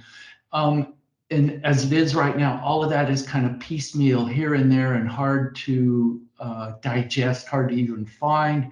And so what we're asking for is something that's kind of pulled together in, I don't know, maybe a 5 or 10 page annual report, very high level summary that says, here's where Hanford is today. Here's what we've accomplished in the past year. And here's what we're looking at in 2026. Is that helpful? Yes, that's helpful. In which case, your original comment would be my feedback that generically speaking, what is stated there sounds reasonable, but before it's ready to go forward as actual advice, I think there needs to be a lot more specificity about exactly what kind of reporting on what issues, what frequency, and why. Okay, thank you. We'll take that to the bank. Any other comments on item B? Anything else? Checking online? Okay, go ahead. Okay, item C is another interesting one. Let me read it for you. Fully fund the HAB to ensure the execution of 4 full board meetings annually, 1 regional meeting, and an adequate number of committee and issue manager meetings as required with the full participation of board members and alternates. And I would note here that the word alternates is included, board members and alternates. So please, discussion. I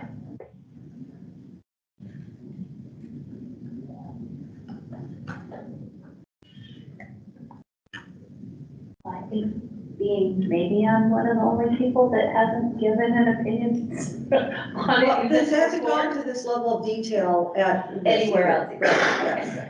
That's why there's no comments in this box, so this, we are really open for feedback on this. So I can't see thumbs up and thumbs down from where I'm sitting. There's mulling, Okay. Also, just let me remind you that we're working through this. If it requires a little more soak time, comments, please provide them via email to have@slin.net, right? Okay, by next Monday. It's a partial holiday. Go ahead. Okay, I just also wanted to reiterate that the piece of advice will be going through the process in which the HAB has outlined, so it will go back to the issue manager team for approval, then I believe it's going to the ESC for their approval, then it'll go to the full board. So there will be the opportunity then to also provide any type of comments that you may have that you thought of, that you didn't think of now, or even by the 16th. But the sooner the better. Ideally, Last yes. minute. Right. But the issue manager team is meeting on the 23rd. Yeah. So if you want the next week or so to. So there's interest in what this represents and providing feedback. It seems like maybe it's not ready to go right now. We can also circle back at the end of the presentation. I just had it seems to me like there might be 2 issues in this statement. My impression was that the participation of members and alternates in some ways was being driven by funding but was also being driven by some other policies or rules or other things. So my only feedback on that is just, again, being really clear about if we're talking about funding in this area and how it impacts that full participation, that might not fully take in concerns about the whole board member alternate questions that have been brought forward. Including the language in this piece of advice, though, ostensibly requires the TPA agencies to respond, and if they don't agree with the advice, to tell us so and tell us why and what the constraints are on the board.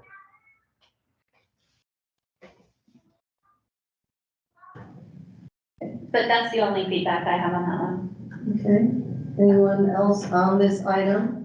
I have something to maybe, to go back to the IM team and talk about is we have numbers on, 4 full board meetings annually, 1 regional meeting. Do we want to put a number instead of just saying adequate? Because adequate, the perception of that can be different for different people. A number on the committee meeting, specific to committee meetings, not issue manager meetings, because that definitely fluctuates. But specific number for committee meetings that the board expects to have funded. Thank you. Probably get away with a minimum, but you want to be careful that you're not pigeonholing yourself either. I agree. Yeah.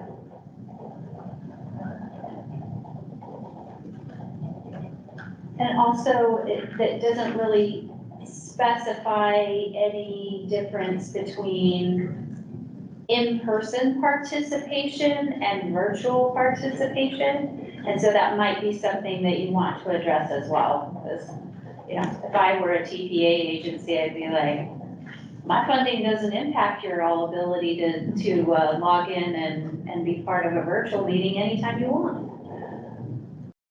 So, just to be clear about what we're asking. Very good. Okay, so if you have any other thoughts on this or any of the other items on the list, we would love to hear them over the course of the next week and beyond. But clearly, the sooner that we can get things on the table and work them over, the better off we all will be. So we're really running out of time here, but feel free if you're so interested to provide comments on groundwater protection or cesium capsules or anything else on this list. We'd love to hear. So this goes down, this page continues to other areas where there's agreement on. There's some highlight, you'll see the discussion if there's a change status, and even when we go to the B list, which is on a subsequent page, there's some items that are suggesting that, like for cesium, that this should be resolved by 2026 and therefore doesn't make sense for a recommendation for 2026 because it should be addressed by then. And there was one item on DF law, I guess it's up here, that is like, no, this really belongs in A, and we think, here it is. We'll move back to the A list. So if you look at this list, the comments will tell you what's happening with it. I don't want to do another version because then we're working with multiple versions. So this will be it. And then the completed worksheet will go inform the IM discussions. And you didn't call out, but there's the workforce issues. CD, see that you both have impact, interact with in different ways. Then you may want to take a look at it. Do we want to touch on that? Do you just want to briefly review it and then we'll have gone through the core areas? Sure. It says, this is item CD, share the TPA's long-term strategy to assure a stable, highly qualified workforce. This strategy should cover all facets of recruitment, training, development, succession planning, and retention efforts to safeguard institutional knowledge, expertise, and efforts to protect worker health and safety. The continuity and effectiveness of the cleanup mission must be ensured as stressed in Board Advice number 305.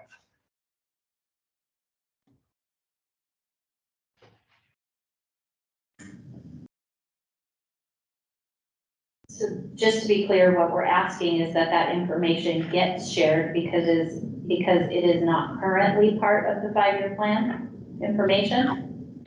That's correct. I mean, the assumption is that DOE and the agencies have these plans and these strategies in place, but they have not shared those. So there's some concern that maybe all the bases are not covered.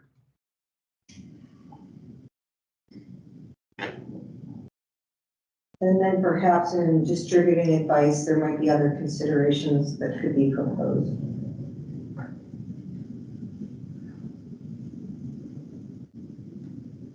I don't have any further input on that one. All right.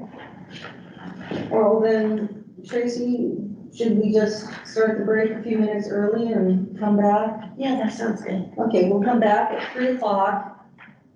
Right? Yes, 3 o'clock. It's a almost 20-minute break to go over communication protocols and preferences. The background materials and resources kind of relates to orientation. And maybe if you could connect with us during the break, that would be great, and conclude with committee business. Okay? Sounds good. All right. Thank you, Judy. For people online, we will be meeting and we'll be back at 3 o'clock. Thanks, Jeff. Thanks, Jeff. Yes, thank you, Jeff.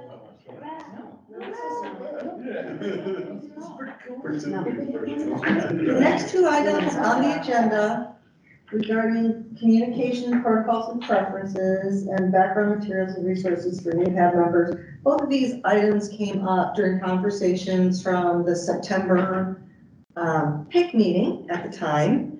And it was a general conversation with a desire to follow up.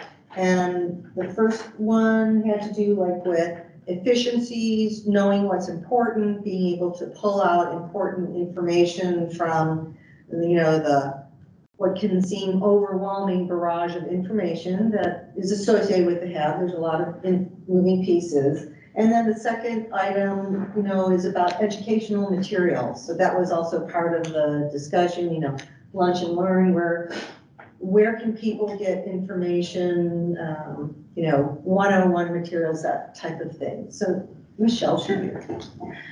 So we mentioned in our last committee meeting when we were talking about emails and communication, and unlike a lot of organizations where maybe you feel like you have to beg and pull teeth in order to get information, the HAB board is not one of those, at least in some ways. We get lots of communication about lots of things. Because I work for a government agency, from the time I came on the HAB, I had set up a rule in my Outlook. So every HAB email goes into a folder.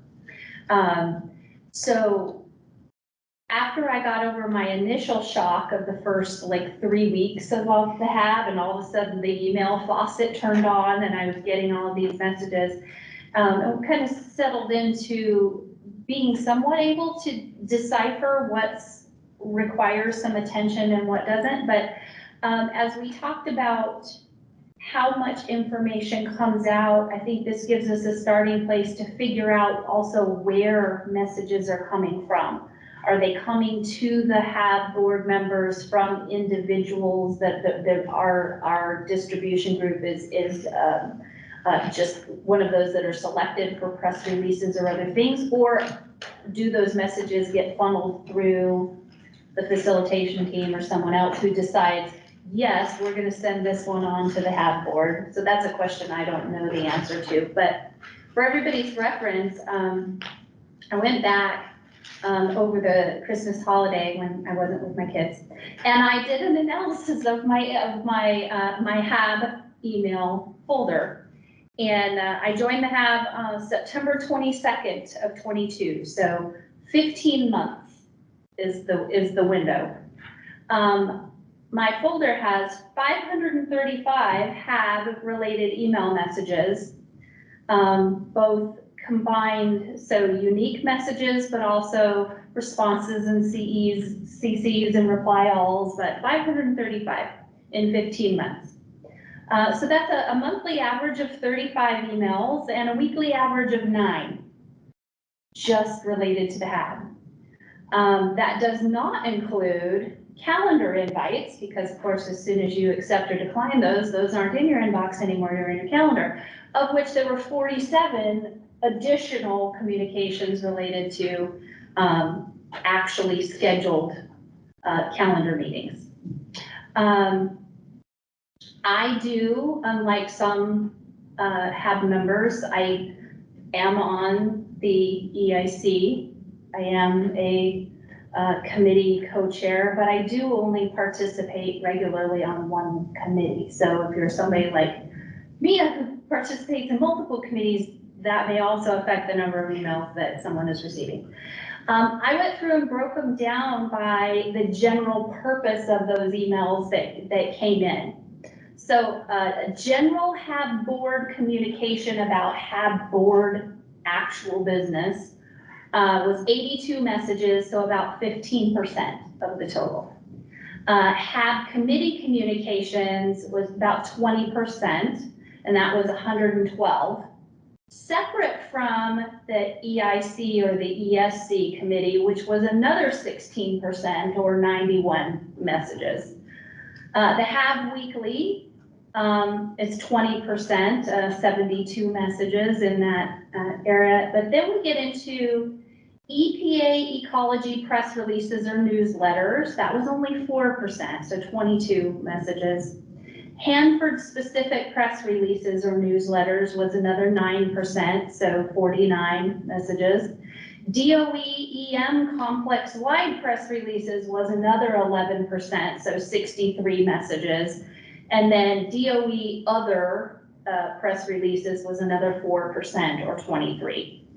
So right off the top, if we were to just say, hey, could all the generic press releases from across the complex and the federal level activities, if all those could just be added as a link to the HAB weekly, so that if someone wanted to go out and read those press releases about, you know, what happened at Savannah River or whatever, they could go do that.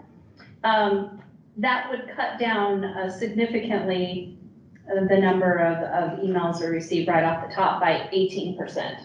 Just get those right out of there. You can still get the information, but it's not quite as much. Again, the Hanford specific press releases and newsletters, again, you could go either way with that. Could they be links in the HAB weekly so that we still get that information? Yes, that would cut things down by another 9%, but there are probably some of those messages that you want to have some urgency to. So you kind of have to think about that a little bit. You know, you want the survey response, so maybe that needs to be a separate kind of message.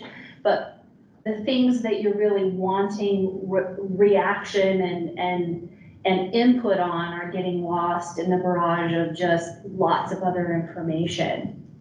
The other thing that was apparent when I went through was that concept, and I know we're trying to get there, but of pre-scheduling not just the committee weeks, but actually pre-scheduling specific placeholder dates for some of these ongoing meetings so that people can plan around it. Because of course, that's the other thing that happens is if you haven't already done that, or you have to reschedule something, then you get another 20 emails back and forth, well, I'm available this day or not this day, and did we reply all, or did we just tell Judy, or whatever. But that would also help to cut down on some of that email traffic. But it was pretty insightful to just sit and really kind of look at what information we were receiving and in what kind of volume when you think about that. So that would be my request or recommendation, is that for the TPA agencies and the folks that are sending communications out, the more we can take anything that's not urgent, expecting a response, that's general information, and put them in those HAB weekly emails, because I do open those. If I see it's the HAB weekly, I make sure to open it up. The rest, it's really easy to kind of get lost in those. And then is there a way to kind of funnel some of that communication so that you don't have 4 or 5 individual people trying to decide, should we email this out to the HAB board versus, you know, not to make more work for Judy and Josh, but, you know, those emails go to the facilitation team to either say, yes, this goes into the HAB weekly email. I'm assuming you guys put that together, maybe not. We do the draft and, you know, double check it and then it goes out. So whoever compiles that can kind of make some of those judgment calls about, this really needs to be a separate email out. I think it might increase the level of attention and awareness we get to some of those things that actually are requiring or expecting engagement by the HAB board members. And maybe we could start by just like going around and checking online from the HAB members to get a sense of, you know, your take on the information and communication levels and your view on that. So Mia, would you like to weigh in? We'll go around. I'll check in with everybody. So folks online, you can either raise your hand and we'll add you to the queue, or we'll walk through afterwards.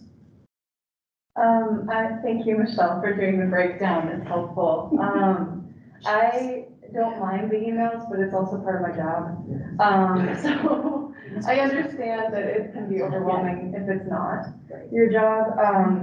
In terms of, you know, putting things into the Thursday emails, I can see a ton that could go in there. What I'm worried about are the important, kind of notices, for example, 324 building, when they sent that out to the HAB, that wasn't something that we needed to respond to, or like solicited information. It was just giving an update, and it was an incredibly important update. I don't want to lose those in the like wait till Thursday to put this out kind of thing.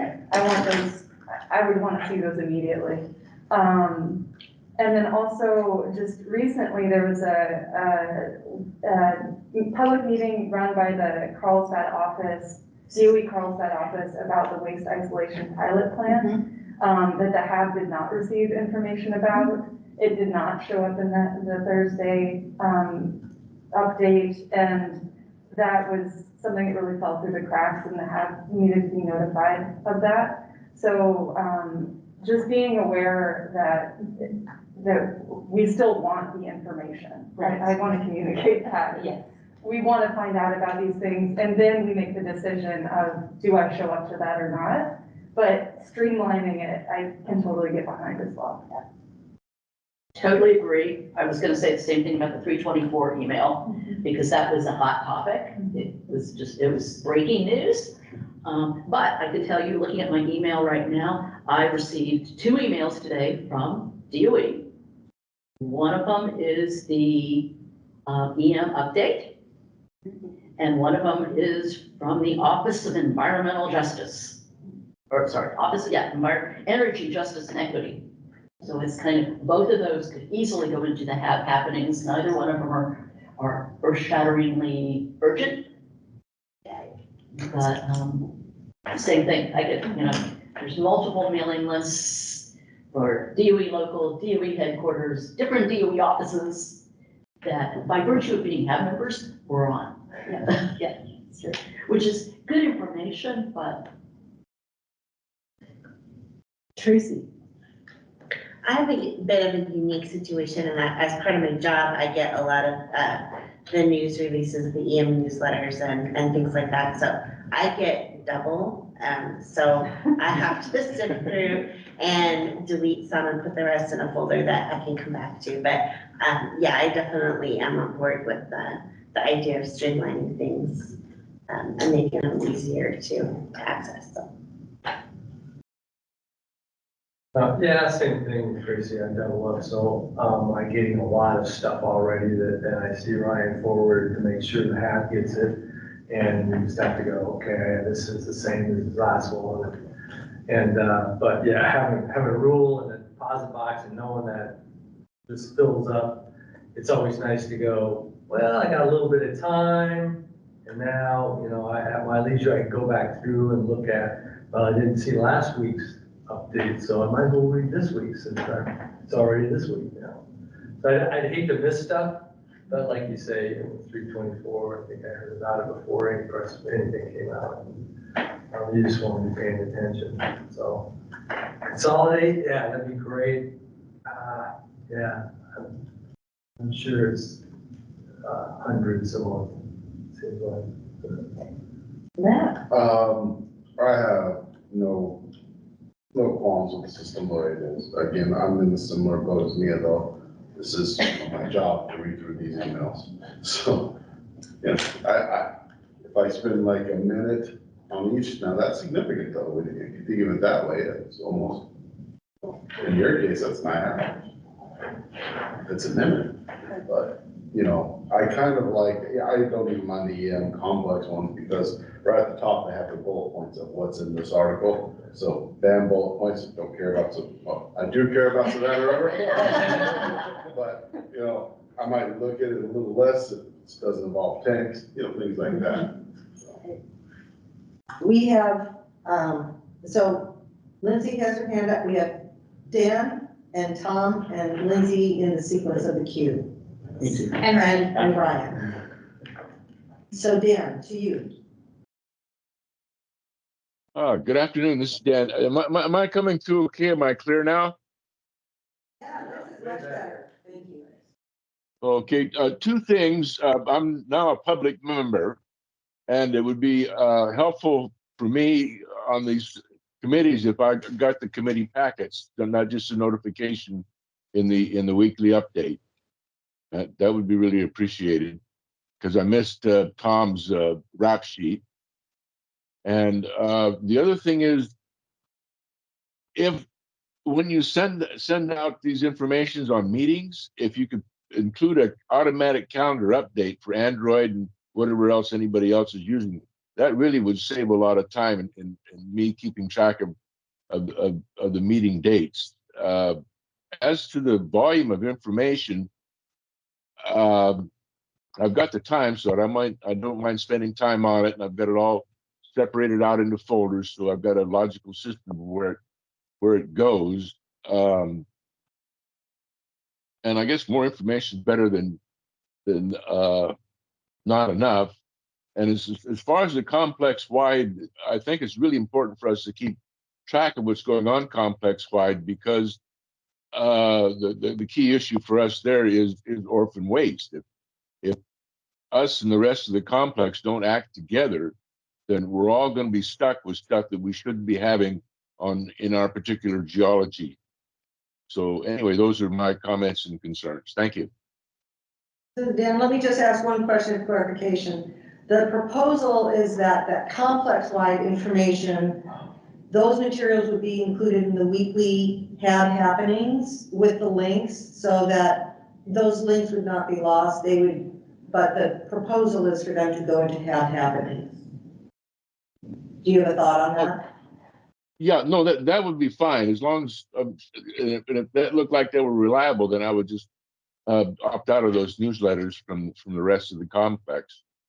And as far as what happened with WIP, there was a Facebook notice, and the Facebook notice was a day late. I suspect something was deliberate about that. I think they wanted to gather the real hardcore activists first together in that meeting, and then put out a video on it. I suspect that was deliberate. They didn't want to be overwhelmed with a bunch of NIMBYs.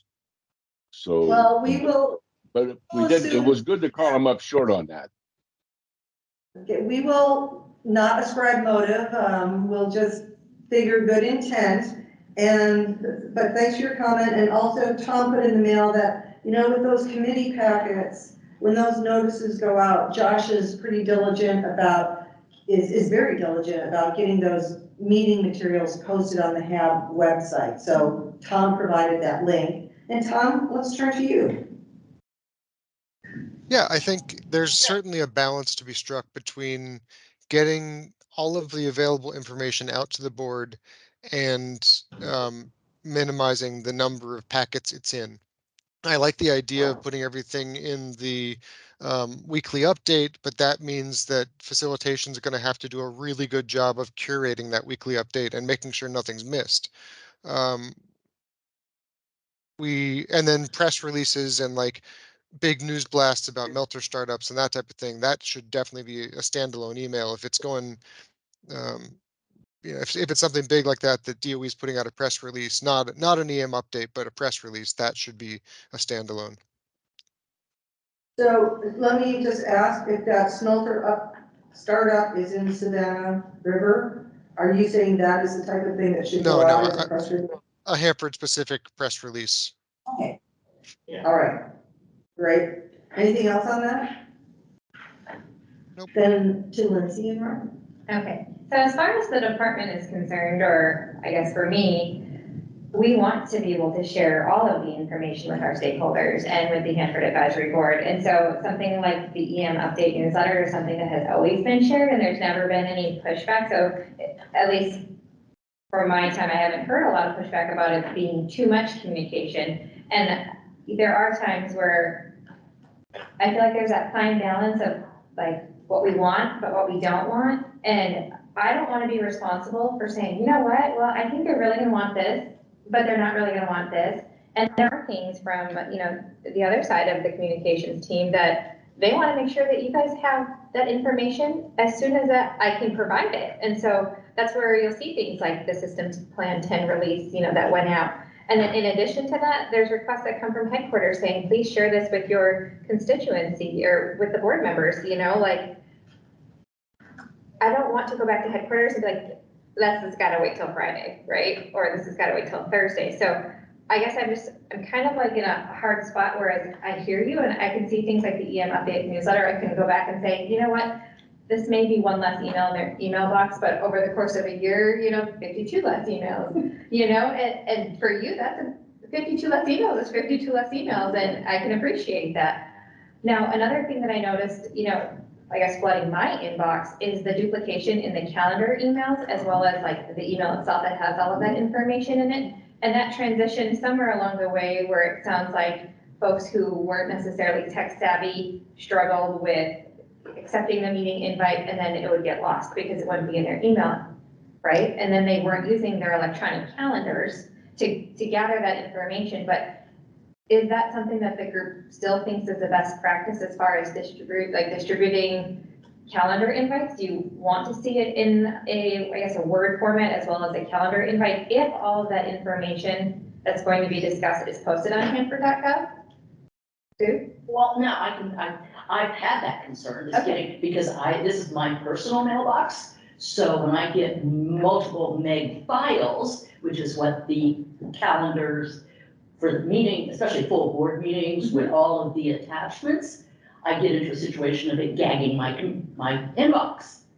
So I've had that repeated request. Can I just get one, not two?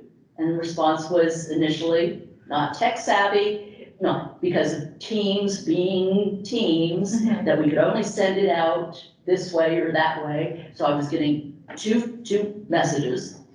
And then as I'm trying to do as Michelle recognized, with the ESC, and I would like to see for the same thing for the full board, if we could send out a calendar entry for everybody, for all the full board meetings for the whole year, and that way everybody accepts it onto their calendar, and then we can deal with the attachments separately, because I like how they're attached to the have happenings now, but have the attachments separately, then people can deal with it more manageably.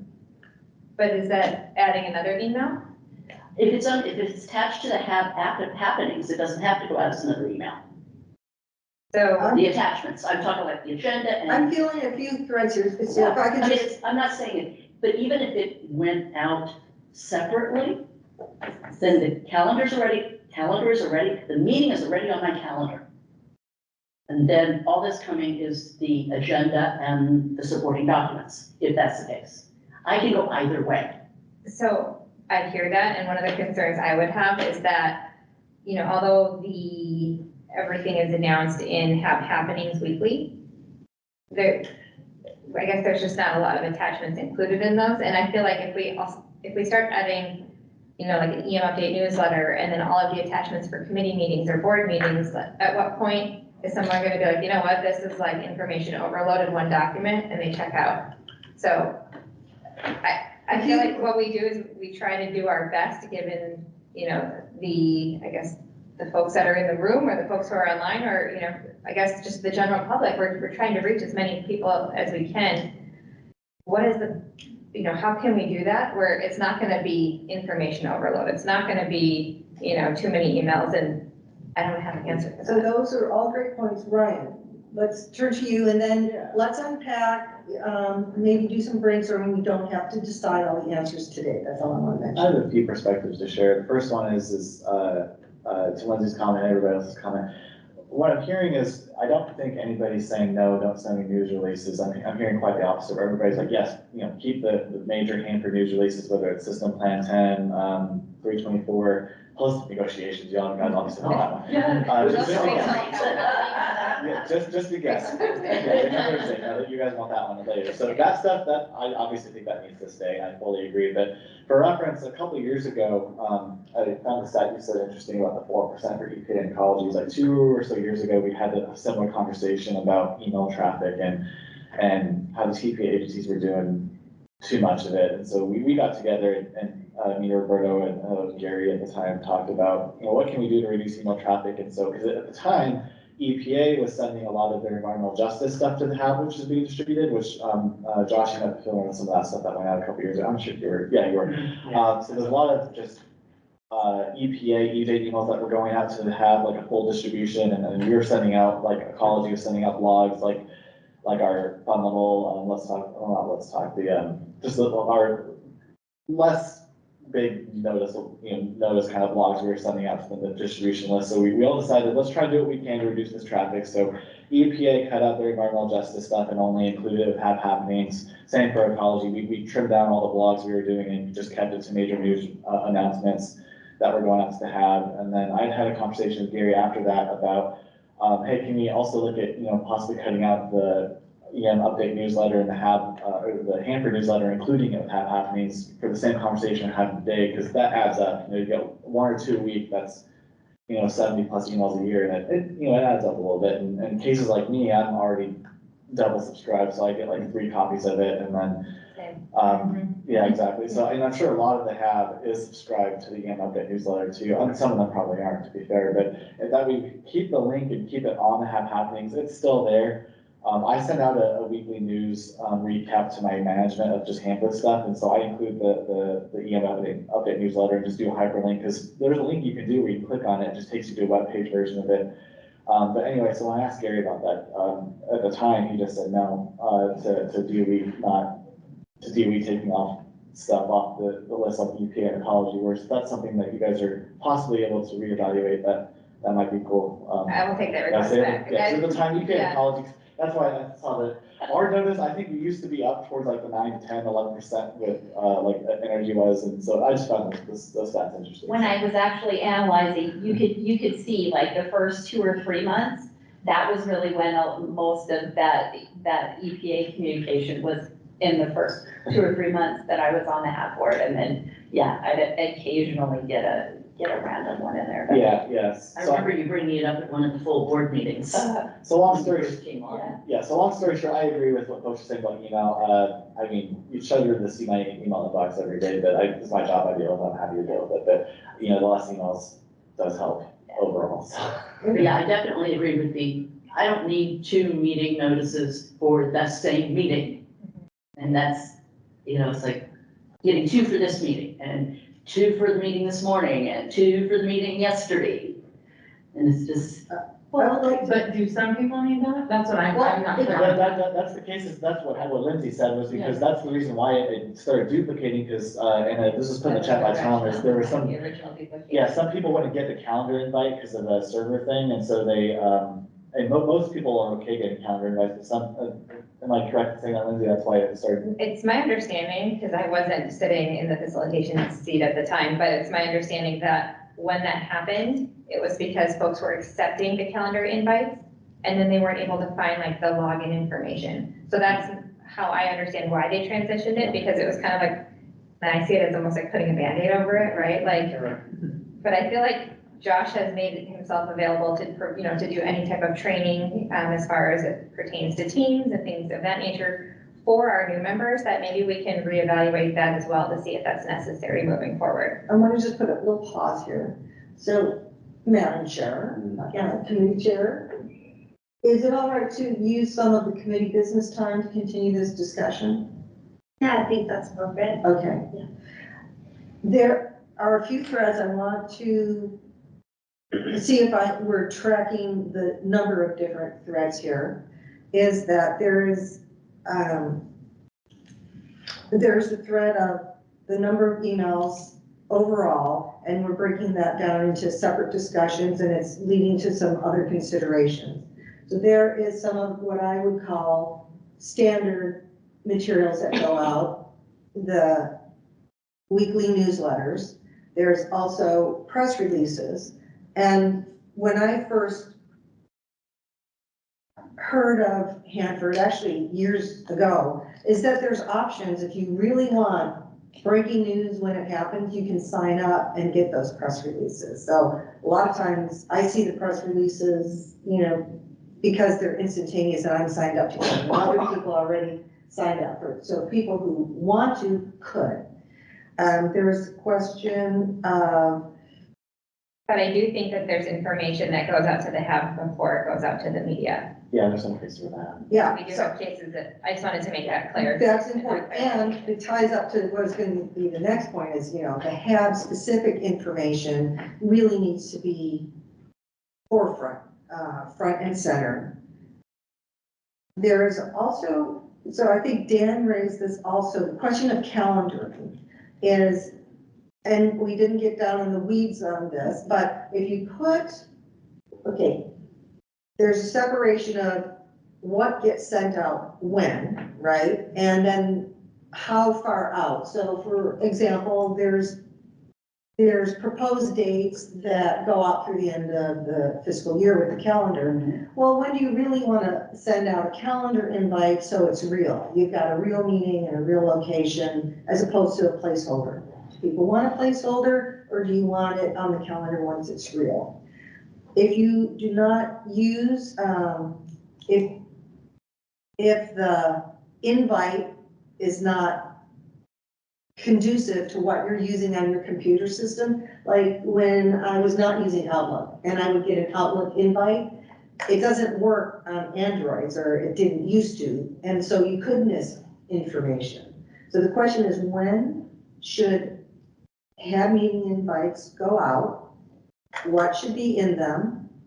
It would be possible, for example, just brainstorming, you could take that meeting notice, so the email itself, that language could go in HAB happenings that says, here it is, and here's the link. And then in terms of attachments, again, brainstorming, it could be a link to the webpage, because all of those documents go on instead of getting an email that's got who knows how many megs.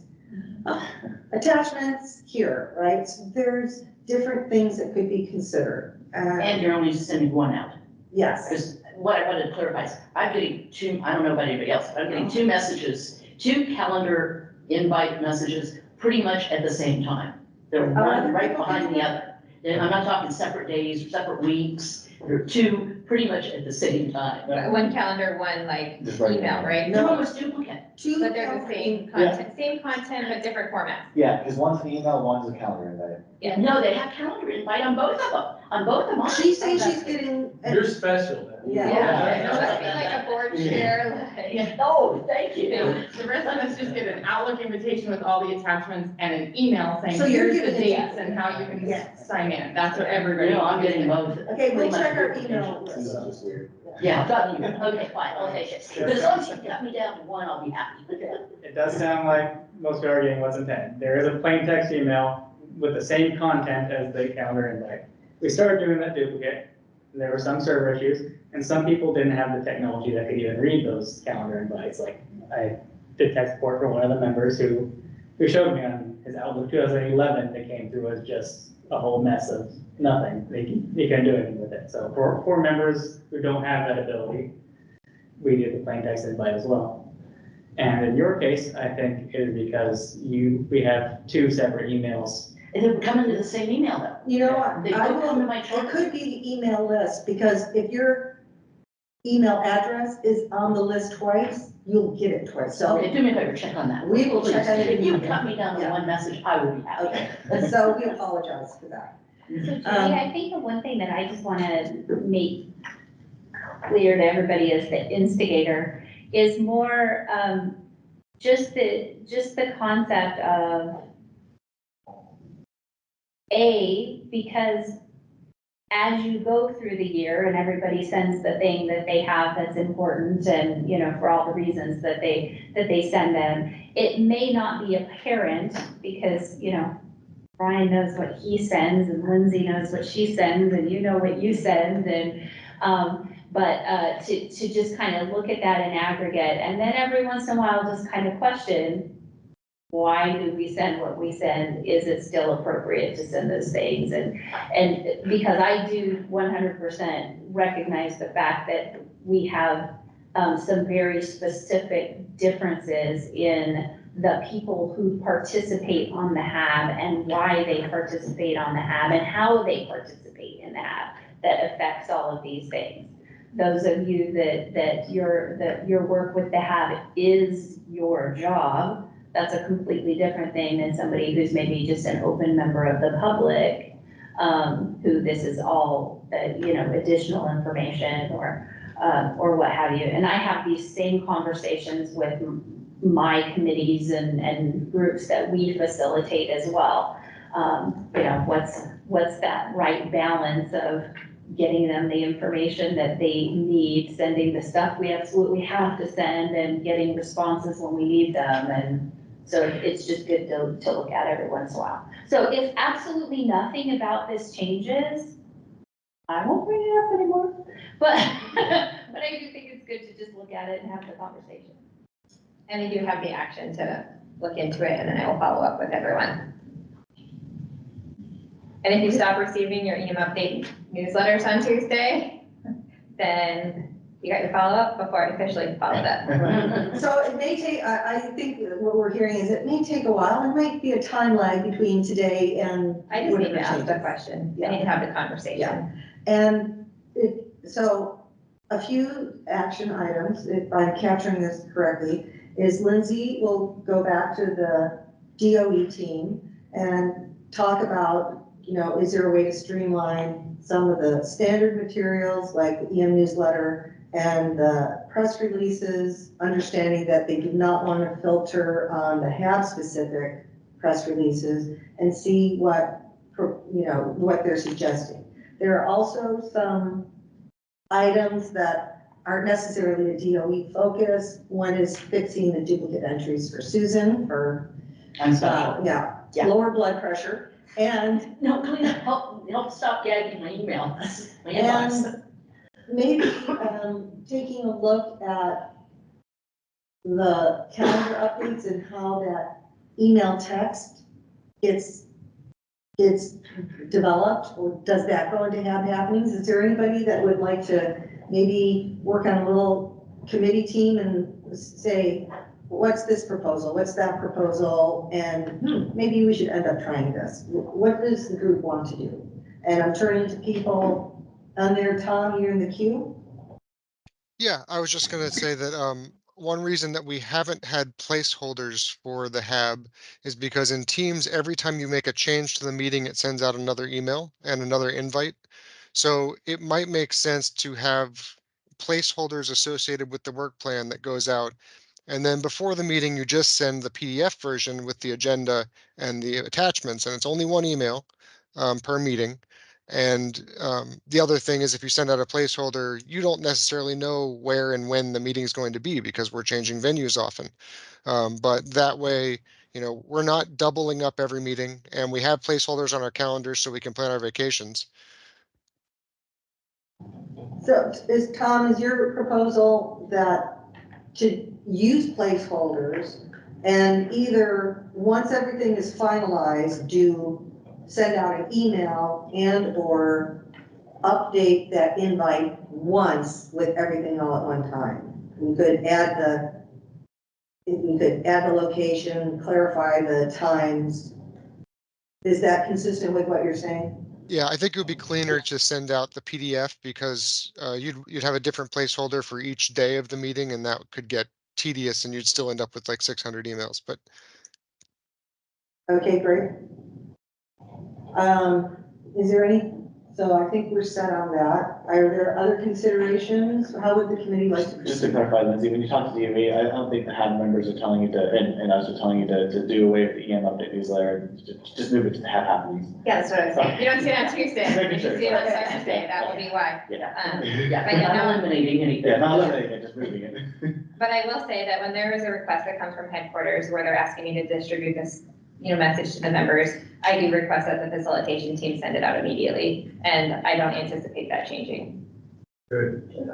And I agree with that. whatever the changes are, I mean, this is probably an adaptive process, right? And we may come back in a little bit saying, it's still too much, or, you know what? There were some items and happenings that I would have wanted to know upfront about. So it's adaptive. We can revisit as needed.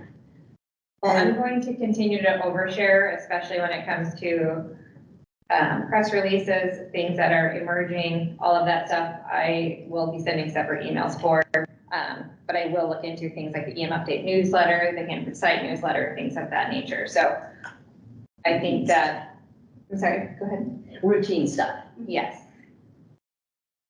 Okay, and like we said, we can say, hey, does this hit the mark? Is this where we need it to be?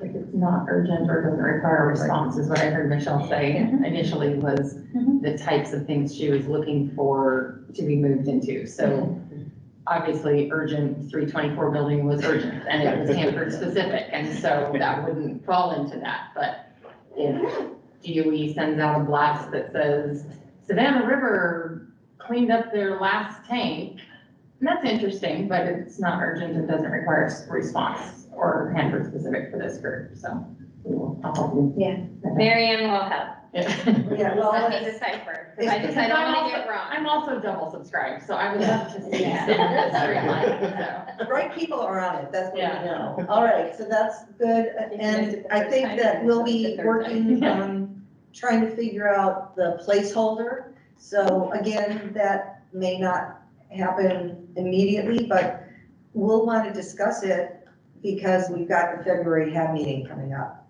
And so we'll do some offline email and see what we can implement at the soonest opportunity. So that's what we'll contribute from there. That's all a girl can ask. All right, with that, background materials and resources for HAB members. I think this was a topic that the committee had discussed in the past, and I think the full HAB board also discussed it at their last meeting. And so I think Mia had some information. Did you want to share information or start a discussion about this? I can start a discussion. I'm not entirely sure if what's being asked is about specific documents for the HAB or for learning about Hanford. That wasn't clear to me. What I shared during orientation was more documents for the HAB. So different documents that we operate under, requirements documents, and then also shared like the YouTube page for how you could see past meetings. They had the site for the Hanford Advisory Board with all the agendas and everything. The other side of that is like someone who isn't familiar with Hanford and wants to learn more about that. That is an endless list of resources. And so I wasn't sure what was wanted on this discussion, but I can certainly give ideas for that side of things as well for Hanford, and solicit ideas from other people. I think this developed from a couple of different threads. So one was the lunch and learn. How can HAB members expand their capacity? And that's balanced by, I'm stretched too thin as it is, so finding the right balance on that. There are also committee members, or HAB members and alternates who are coming in with very little exposure and understanding of the HAB site, physical site. And there's a lot of information on the HAB website, but where to start? So there was comments about like drinking from the hose, and it would be great to get a place where I could, an overview of what's at the site. And just as an example, I saw the integrated priority list, and I thought, this might really be helpful for people coming on board about what's important. We would have to check for spelling acros, but are there a few materials that would be helpful to giving brand new HAB members without much exposure, a little background? Then that also kind of touched on people in the public might be interested in having some of those materials that give them a framing. Because there's the fact sheets, right? If you go on, those fact sheets are fantastic. You have to guess which one you might be interested in of the 40. So there's different types of pieces that are coming in here about making information that is easy to access, easy to understand, and not overwhelming. So that's the big picture backdrop. Also, in different committee meetings, there have been ideas that there should be a reference doc for some of the different presentations, so we can, instead of sifting through committee notes, that you, for example, like what Rob did earlier, if you wanted information about tank waste and tank integrity, here's some briefings, here's some presentations that you could look at. It's a big thing, what's possible, what's not, but those were the type of things that came forward into the discussion. Okay. Does anyone have any input? Thompson. Of course Tom does. Hi. So I was actually thinking about this, and I had a conversation with Lindsay a couple weeks ago about the 101s that the board has been sort of talking about and playing with the ideas of using board time to do like little mini trainings. And, you know, I think that it might be fun to write some advice. Because that's what we do, and to advise the TPA agencies to come up with a sort of Hanford 101 course that is, you know, half an hour YouTube videos, 20-minute YouTube videos on specific topics, really focused on entry level information, and not be a HAB product, but be a TPA agency product to inform the public, that's easily digestible. And then this committee could work with the TPA agencies to suggest topics, or, you know, maybe preview the presentation and make sure that it hits the right note. But in this last conversation that just happened, I heard that maybe we should do a HAB wiki for each committee. So you could have sort of a landing page and have it searchable for, you know, hey, we've done advice on 324 before, and here's some presentations on 324, that type of thing. And then Dan Solitz has said, you know, a history bibliography, starting with the Smith report. But Dan, is that like being able to provide resources and have a document where there's clickable links that could take people to different documents? Yes, documents dealing with particularly the early history of Hanford and how Hanford evolved, because it makes more sense to know what it was you were starting with while you're trying to clean it up. And the Smythe report is kind of a primer on the physics and operation and the design of Hanford, and it's a good place to start. It was published in 1945, right after the bomb was dropped. Thank you for that, a little background. Matt, and then Susan, did you want to be in the queue? Okay.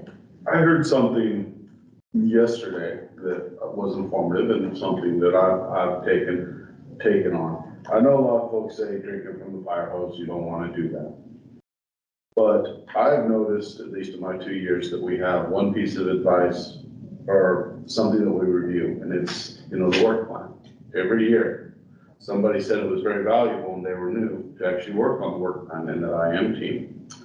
If we set up a system where new members work that IM team, where nothing's expected of them, in essence, it's a mentorship ability for them, you're learning a whole lot, because the 5-year plan has all your various risk mitigation strategies, your waste management strategies, what you're looking forward to, rods, all that stuff on there, that they can at least get a surface level knowledge of. At the same time, not have the pressure of having to put or fully work that document out, because you have your mentorship that's leading that IM team, but they're all on it.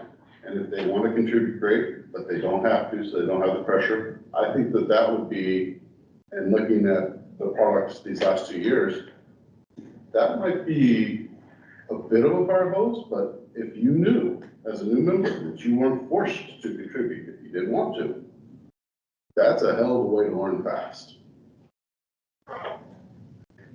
That might be something to consider moving forward, because it seems like every year we put one of those out. And every year we expect to have some new members that, you know, that's one way to get really involved really fast.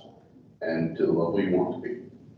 And it could be a combination, like if there was 101 background materials, people could pick up what they want and kind of ease them into that type of mentorship Yeah, opportunity. what's K West? Well, let me look at the fact sheet on Did you mean the work plan or the cleanup priorities advice? that. Cleanup priorities. Okay. Yeah. Sorry. Okay. So, Go ahead.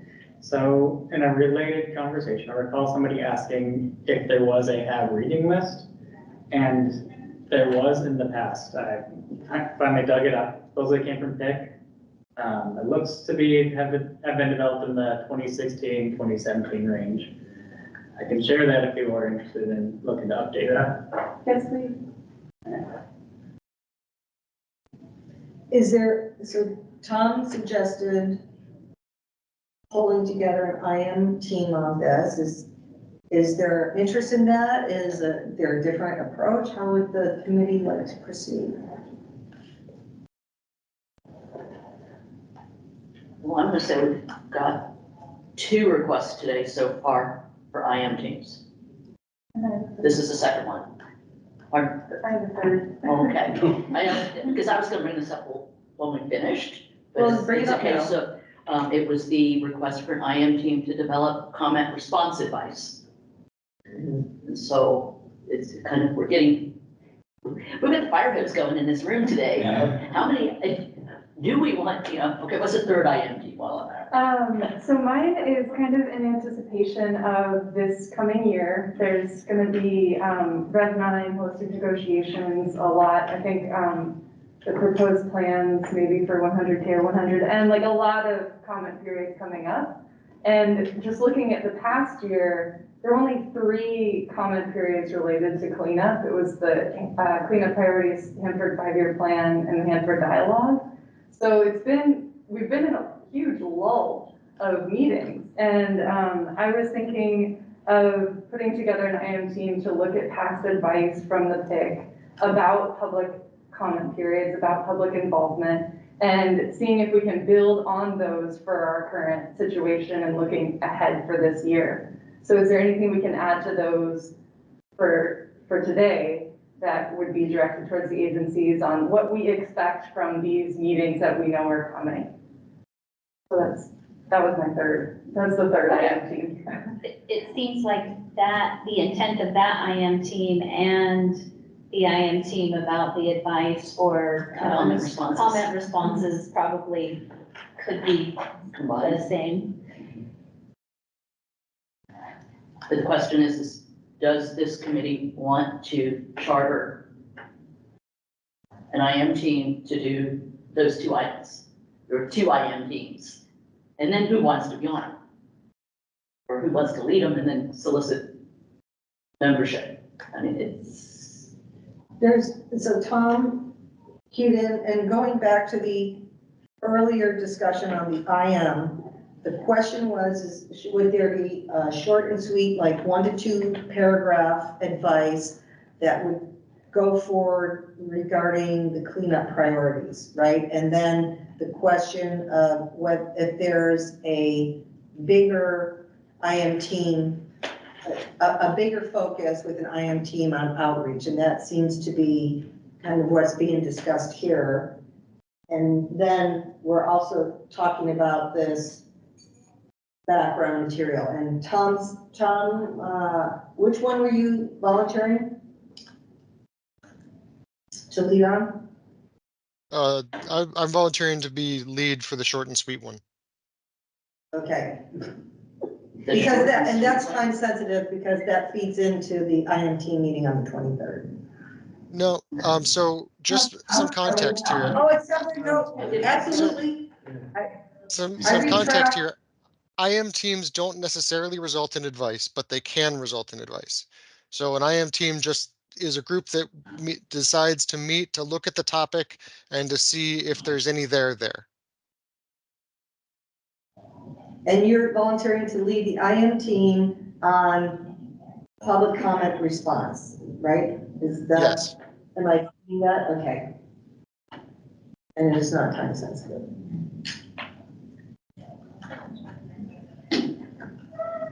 Which is what you were thinking, Mia? So mine is more about the board's expectations on public involvement. And so maybe it doesn't come out, maybe we decide, we look at the past advice and we say, this past advice is enough and we don't need to create new advice because we'd just be saying the same thing over again. But it's our expectations on public meetings and public involvement and that kind of outreach. Does that make sense? Would it be beneficial to have that be a meeting topic at the next COE meeting and bring past advice that the board has issued on public involvement for like a full committee review? Yeah, if there's, I don't want to take up committee time if there's other things on the agenda. But that's a possibility, yeah. I've seen that So in in the oth- past, I just wanted Yeah. to offer it up. Yes, similar to what Chris Sutton did with the life cycle report last year. If we'd had someone willing to do the book report during committee business or open forum or something like that, that might be a good way to do it, or a small team. And as a similar example, earlier today, Rob kicked off by saying, hey, on tank integrity, here's the advice, here's the presentations we have, so maybe something like that. Should there be a decision on the short and sweet proposal, or should we look at them all together? So there's a proposal, Tom volunteered to lead an IM team for short and sweet public comment response. There's this suggestion of looking at outreach generally and guidance on what's the best practice for these public comment periods, right? And maybe that's a report back at the next meeting, which will be in March. Then there's a different section on background and orientation materials. And So, 101. well, that's 101. We'll call it 101. Can I ask, I like your first question, clarification. Is the IM team Tom's volunteering for about the phrasing that's in the cleanup priorities advice? That was the short and sweet, or a whole? I believe it's a standalone separate item. Tom, what's your understanding of that? Yeah, it's a standalone, like 2-paragraph advice that says a lot of the same thing, but a little more detail with some background, so it has some context. Okay, because I just wasn't clear on what was being asked by Jeff.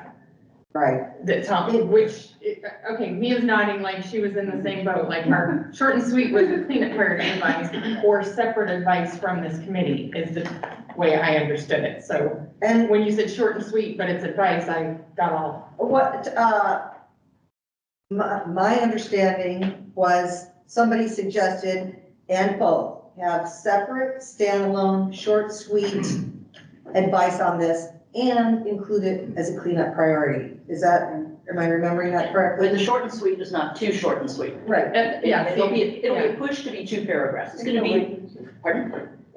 Calling it short and sweet is a little confusing. Yeah. Right, because what I heard was short and sweet for the priorities advice paragraph and or separate advice that would be expanded, which to me is not short and sweet, so. Yeah, So I wasn't sure what Tom was signing up for. And Steve? I guess in terms of what Tom's signing up for, thanks for hanging in there, Tom. Would you be willing to look at the short and sweet and also the 2 other bulleted items as having any merits to moving forward in an advice structure? Yeah. So I think that I'd like to see one IM team look at doing something for public involvement and having a focal point on this piece that's connected to what we've already looked at and discussed, but also considering the 2 other conversations. Yeah, That sounds like you're willing to do. Absolutely.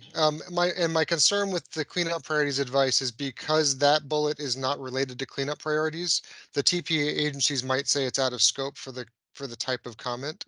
And it's important enough that I think it should get its own formal response. But I'll definitely be willing to work with Mia and look at the past stuff for from the PIC as well. Yeah, I guess I'd be willing to help in that endeavor, Nice. if that's the direction we're thinking. I think, just for awareness, I think there was a piece of advice passed by, on the PIC that had back in like 2021 or 2020, specifically on public involvement. I could be wrong, but I seem to recall that off the top of my head. Well, Liz is on, so maybe she knows off the top. She does, sure. She would. Normally Liz would know off the top of her head. And it is 6 o'clock where she is, so she may be at dinner or with little Oh, people. here, I got it right here. It was October 8th, 2020, and the advice was advice 307, and it was called effective virtual public meetings. But that's what, like, that's specific to virtual, so if you going back and seeing, you know, Yeah. in a hybrid age. Yeah, I'm not saying don't do it, I was just. Yeah, thank you. I do have one question, and it's something that Tracy and I had talked about when we were looking at committee calendars and conversation for the year, is that, unlike several of the committees, the PIC committee doesn't have a lot of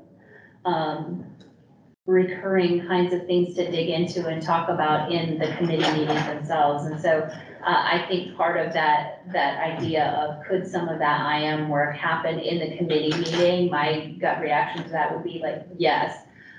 There's probably time, and the only qualifier for that would be how timely we needed to move that discussion on versus waiting for those set committee times. Yeah, that's good to know. Okay, so we got the one IM team set, the Mia and Tom team. Tom, you have a blue beard and very blue eyes. Nice. All right, so that one's done. Are we doing an IM team for the 101s? Yes, there's one, that's the one top. Steve's idea was to roll down 3 into. Oh, Yeah. roll all three of them together? Yeah, to determine whether they are three or if it's just one, or Okay, so, if we want another split IM, but I think this, the small group could be able to identify and help determine. okay, so that took care of all three issues. And I request that Tom does a rundown of the IM team and the goals, so I can get this clear in the notes. All right. Okay, so are we finished with that topic? We'll move on to committee business and open forum. The first bullet is upcoming committee leadership elections. Is that coming up in March? Does anyone know? Yes. Okay. So I don't have much to say about that. Do you have any input, Lindsay? I think that Sue and Mia were sharing a little bit of information at previous meetings. If you want to share similar. Basically, you can self-nominate, you can nominate someone else. Anytime between now and the March meeting, and during the March meeting, we'll hold elections for, just like we did last time, for chair and vice chair. have we received clarity on the primary alternate election question? Because that, at least for our. Yeah, we should have, another question, sorry to interrupt you. We talked at the other LIDS committee yesterday about that question. So agencies met last week because the holidays are crazy and everybody was out. So we met last week and it's just a continuing conversation, but we hope to have something concrete to share with the board in February. That way it's before all that election craziness, yeah. So that will. Did I miss anything? Yeah, I think you got everything. So that's basically it. Okay. Unless you have a question about what you should be doing, since you've been doing a really great job in the last year. And then the next bullet is items for next committee meeting. So does anyone have anything they'd like to add to the agenda for next time? Ryan, you had something, right? For Heal. theory. the heel thing. Oh, so, talking about advice. This is also / open forum. I mean, I sent a message to Judy, she asked me about, because for background knowledge, there's, the agencies as part of the MOU that we agreed for the HAB was the MOU was the operating grounds. Anyways, every year that we're supposed to provide a advice request list to the HAB, and a year or two ago, when we started the operations work group, we realized that wasn't happening, and I wasn't aware about it because I just started, but so this last work plan was the first work plan in a while where there was the advice request list for from the TP agencies to the HAB. One of those items was specifically on environmental justice and public involvement. And so Judy had emailed me recently asking about that specific item, if there was anything that we've got on it. And so I had shared, and then you had just shared this with Michelle and Tracy, I think a week or two ago, so pretty recently, but so from ecology, there is a law passed a couple years ago called the Healthy Environment for All Act, the HEAL Act. And it's one of the requirements of the law is that agencies covered under it have to develop a community engagement plan. So while that's being developed by my headquarters staff, we're working under a provisional community engagement plan, just like a kind of cookie cutter one, I guess you could say. And so headquarters staff, there's staff across the agency that are working on it together for this agency-wide community engagement plan. So once that's done, once the ecology community engagement plan is done and finalized, I'm going to take it for the nuclear waste program specifically and make like a nuclear waste Hanford version, because we're awesome and special and cool. And there's different considerations that we're going to have to take into account. And some other programs are going to do something similar where they're going to take the main one. So the nuclear waste one I'm going to take, it's obviously going to take a lot from the agency one, and it's just going to be more so tweaks with Hanford stuff. So as I was thinking about environmental justice advice, this is something that I'm requesting from the HAB if the HAB's interested in pursuing advice on it, and I really hope you are, because I would really like advice or suggestions to ecology on recommendations for that community engagement plan that me and my team are going to be making for the nuclear waste program for Hanford. So that being said, the email I shared, and maybe this could be shared with PIC later on, or I could just distribute it later if there's interest. But so what I've heard from my headquarters staff is the agency-wide ecology community engagement plan is on track to be done in the fall time, I think. And I've talked with headquarters staff already, including and I think that I'd be able to get a couple of the headquarters staff, and they're really amazing people, super busy, so hard to schedule. I could get them to come to a HAB meeting or a COE meeting and present on the community engagement plan and that kind of perspective from headquarters, from our headquarters, which is obviously more than Hanford. And that could help with advice development stuff. But before that, if there's an interest from the HAB in learning more and getting a bit of a head start on the community engagement plan stuff, is like I said, while that agency-wide plan is being developed, we are still running under a provisional kind of plan. So I could always bring that and share it with the committee for the provisional plan if you guys want a head start on it, if you choose to pursue advice. But so really specific, I know I might be confusing. So long story short, there's a community engagement plan that's required under the HEAL Act. We are currently operating. Yeah, statewide. So we're currently operating under a provisional plan for our agency. My headquarters staff is working on the ecology specific plan for the community engagement plan. And then once that's finalized in the fall time, roughly estimated, is I'm going to be taking it, my communications team and my management team, we're going to be tweaking it, making like a nuclear waste Hanford version of it. And so it's that specific one is what I want advice on and feedback on before it's finalized, because I want that input before it's final. That way I could, take your input and consider it and implement it while I'm working on that plan. So if that makes sense. So that was a long-winded description, but. There is a draft ecology community engagement plan, is that right? That's being drafted right now. It's being So drafted. I can't share the draft, No. but what I could share before fall, if there's an interest before fall time, is I could share the provisional plan that all agencies in Washington are working under while each agency develops its own community engagement plan. So there's basically a provisional, a draft statewide plan. Yeah. And all agencies. Ecology, Washington State Department of Ecology is developing their plan. Yeah. And then you're gonna take that and tailor it to Hanford Nuclear Waste Program. Yeah, I say Hanford / nuclear waste because our program does, we oversee nuclear sites, not just Hanford, like Puget Sound Naval Shipyard and other sites. So that's why I say Hanford / nuclear waste. And also, it does seem, and you were in the queue, that this would tie into maybe what advice has PIC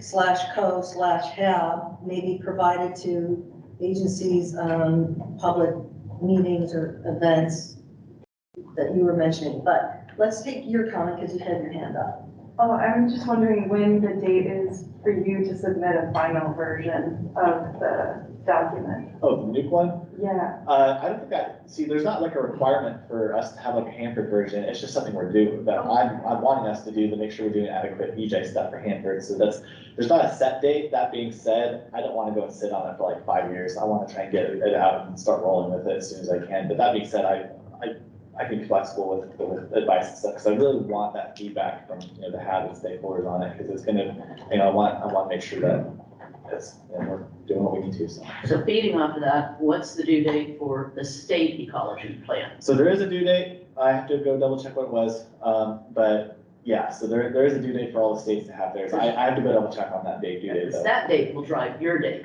Yeah, exactly. But yeah, that's what I've heard from my headquarters, is that they're kind of on track and it looks like it should be done in the fall. So you take that for granted. I'd say fall, October, December timeframes. And so you'd be ready for additional input to help specialize that probably next January? Unless we started working on that. Yeah, if we get the statewide plan done in early fallish timeframe, we could come to the HAB and do a briefing at the end of the year, and then you guys could, finalize your advice if you already started advice, and then get it, submit it and call it good. That being said, another caveat is, I'm not sure if there's any environmental justice stuff that Energy is interested in hearing on right now, or if you would want to do another separate environmental justice advice when Energy is ready for stuff too. Well, I was gonna ask about the Justice 40 initiatives, which is kind of separate from the State HEAL Act. Yeah, and not to jump in Lindsay's shoes, just from my perspective, the mindful thing being of Justice 40 is also we're in an election year, and that could play into things depending how the election rolls out, because Justice 40 is still relatively new so that could be a factor.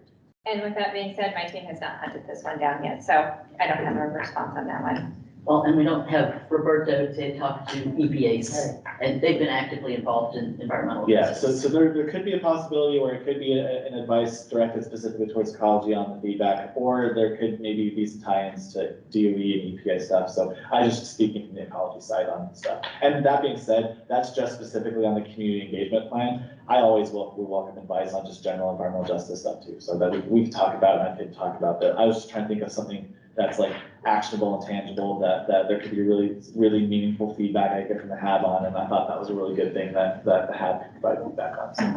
So, Ryan, for March, what might be appropriate to bring forward to March to this group? Well, a couple years ago, we did an environmental justice overview at a committee of the whole, but since then, a lot of the, we have a lot of new board members and stuff, so potentially it could be like a HEAL Act overview maybe, from the ecology standpoint, and then if Energy wants to bring anything, that's obviously great to hear Justice 40 stuff maybe, but I don't want to speak for Energy if they'd be able to bring anything, but I'm just trying to make sure you guys would have the opportunity to. Yeah, I don't Yeah, which is know. fine. I just make sure I'm not just solo grandstanding. Extend the invitation. So there's some ideas, yeah, so I mean, I could do a general environmental justice Washington kind of version, or could do, I could maybe see if I could bring that provisional plan and showcase that. If you guys want to look at the provisional plan to get an idea of what the state plan might look like and stuff. So there's a couple different options, and I think if I get a head start on it, I could maybe bring somebody from headquarters over to chat with me, so. I'll check you guys. And Dan Solitz is in the queue, and then my question to the group is, what would you prefer to hear in March? Bigger picture environmental justice, or would you like to hear something a little more focused on HEAL? So Dan? Yeah, at the risk of repeating myself, I've been beating this drum for about the last year since environmental justice has come up. I've been attending the White House environmental justice meetings and virtually, and also the EPA. And we really should be routing this environmental justice through specific committees, and not through the public relations committee, or the committee that we have now. I forget what the name of it is, because it just looks like greenwashing and window dressing. And if it doesn't have some substance to it, so it really will mean more coming through a substantial committee rather than one that deals with public involvement. And I guess I'll clarified on that in case it comes, unless it comes up again. But if there's a way to channel it to the specific committees and not just public relations, I think it'll have a greater impact. Thank you.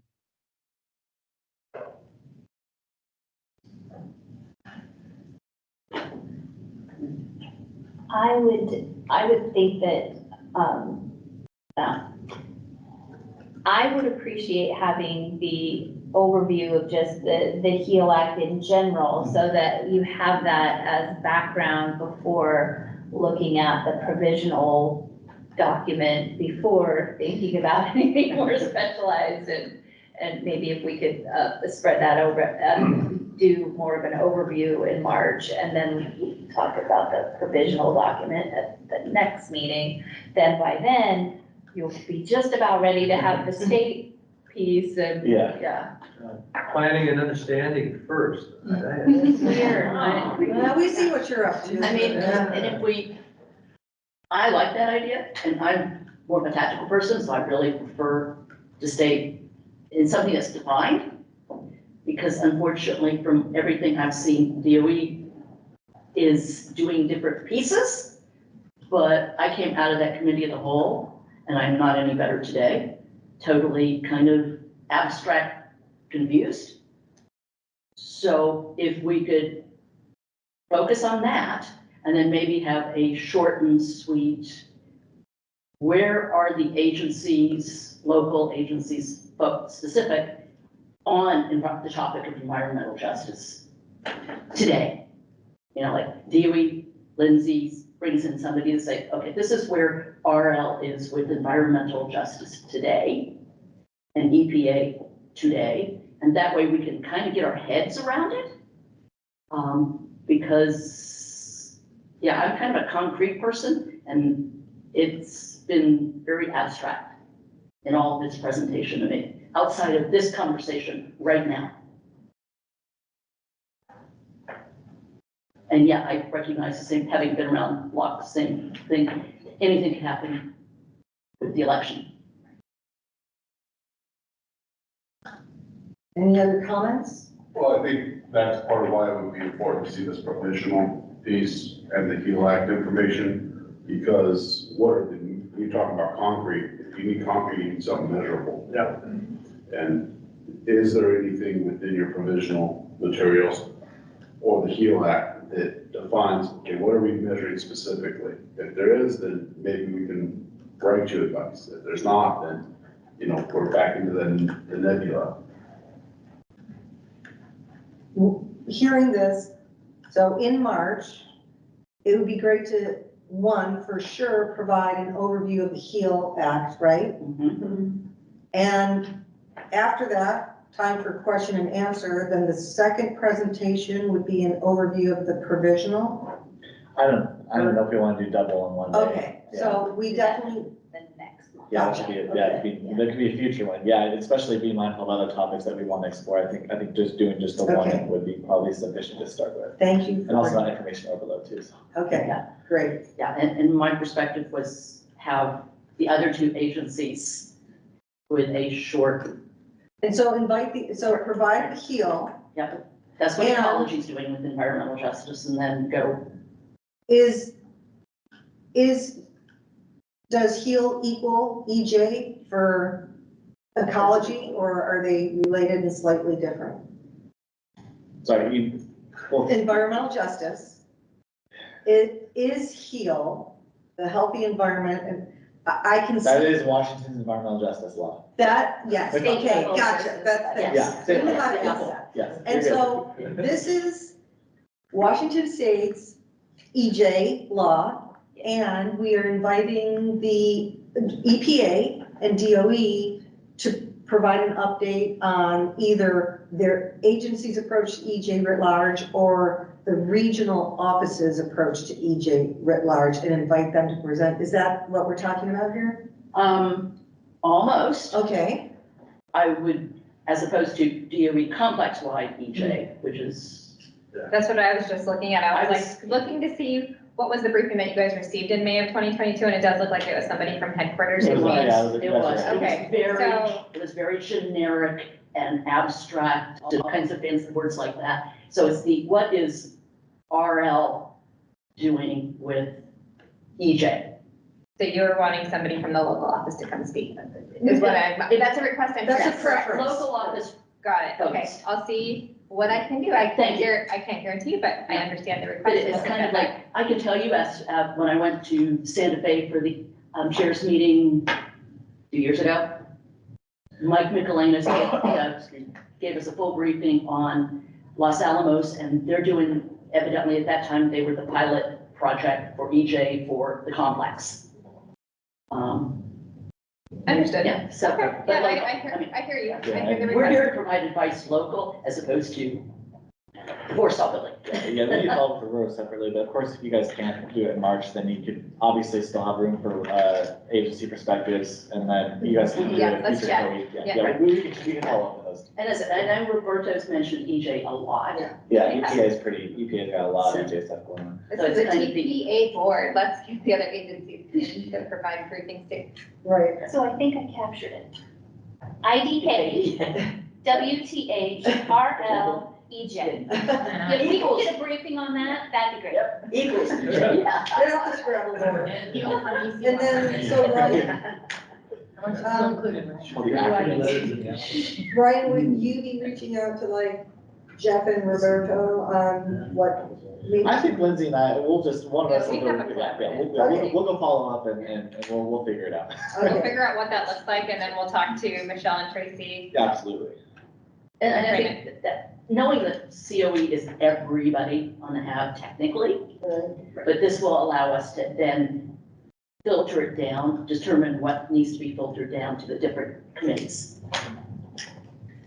And to Dan's point, getting all of this background then means that if there are opportunities to tie specific issues to specific committees, then we'll know that. There you go, Dan, we were listening.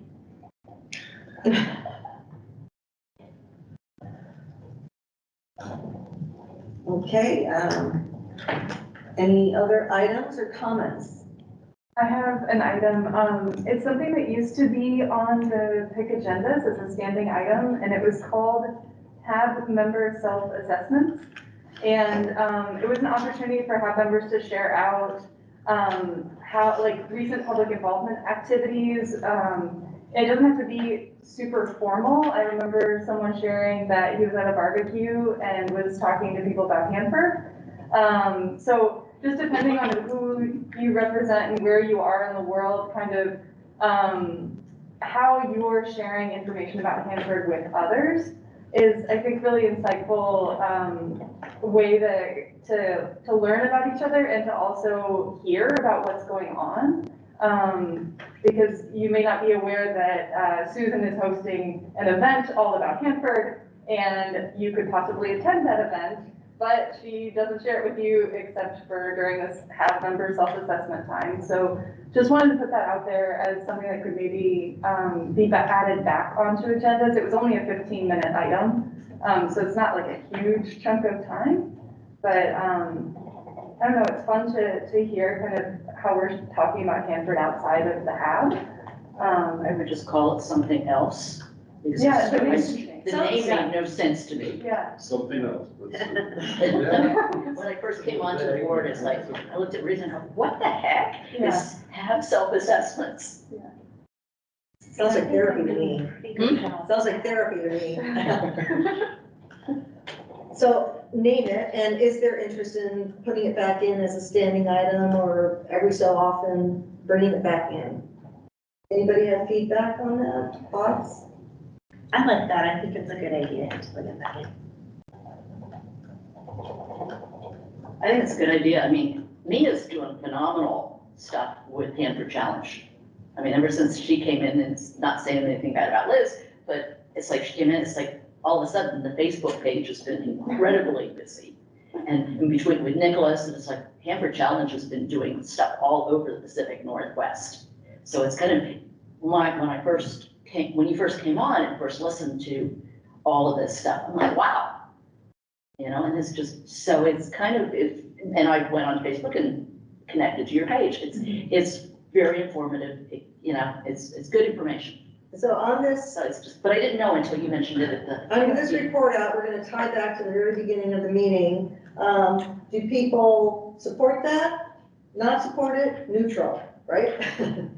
On the 1 to 5. Do you have thoughts? Would you like to see it in? Out? Doesn't matter? No. Hey, if you want to talk, go for All right.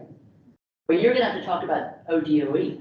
No, oh, wait, no, I don't want this in.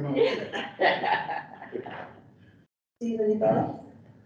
Yeah, I mean, I recall, when Liz and Jeff were doing that, and we just all just kind of share our perspective in conversations for the last, month or so, and where we thought we could go with it, and how we, kind of matriculate into the community, and so what those conversations was like. So it's always nice to share that stuff. It's a little bit more pointed, but it gives everybody a chance to express and everybody a chance to hear that. I'm sure. Thoughts? I'm neutrally supportive. Okay. Then it sounds like it'll go forward. As long as you change the name. Well, we'll figure out. It's a self-assessment. It's how well are you doing your job? We could call it the engagement roundtable. And just everyone go around the table and share how they have been engaging about Hanford matters. I like that better. Yeah, it's nice. Put on a little ring. I mean, because, remember, I don't have a constituency. I'm public. So my constituency is whoever I choose to talk to. That works. So that too, yeah. Yeah, I mean, I've heard some, because I was briefly before COVID, when they were doing self-assessment, there were some public at large members that shared some of the stuff they're up to, like, I was at this big meeting and I talked about Hanford. So. Yeah. Well, I put a flyer up at my gym. Yeah, exactly, that's awesome. Hey, I'm on the Three Rivers Community Foundation Board. I'm talking to 2 mayors and other people in charge of rotaries and other things. So there's your report out. that's how I told you earlier about, connected to rotaries and chambers. Well, thanks for a productive meeting. Any closing remarks? And we'll have Lindsay adjourn. Oh. No, Can I do my? Oh, yes, the final. And this is directed to Michelle, Tracy, and I think Marianne, because you 3 weren't in the previous meetings. Also related to your talk about emails. Please open an email that is time sensitive and urgent. I think it's going out tomorrow. It's gonna be about the HAB anniversary party, and we're polling everyone to see if Monday, February 5th, or Tuesday, February 6th, or both, are good dates for getting together. It would be probably 5 o'clock, kind of like happy hour, social time. We'll be inviting current members, former members, and then people who have worked with the HAB, like from the agencies and things like that. So please open and answer that doodle poll. I'll look for it. Thank you. Yeah. Thanks. Closing remarks. I just thought it was a good productive meeting, so thanks, everyone. The meeting's adjourned. Thank you. 2 minutes early.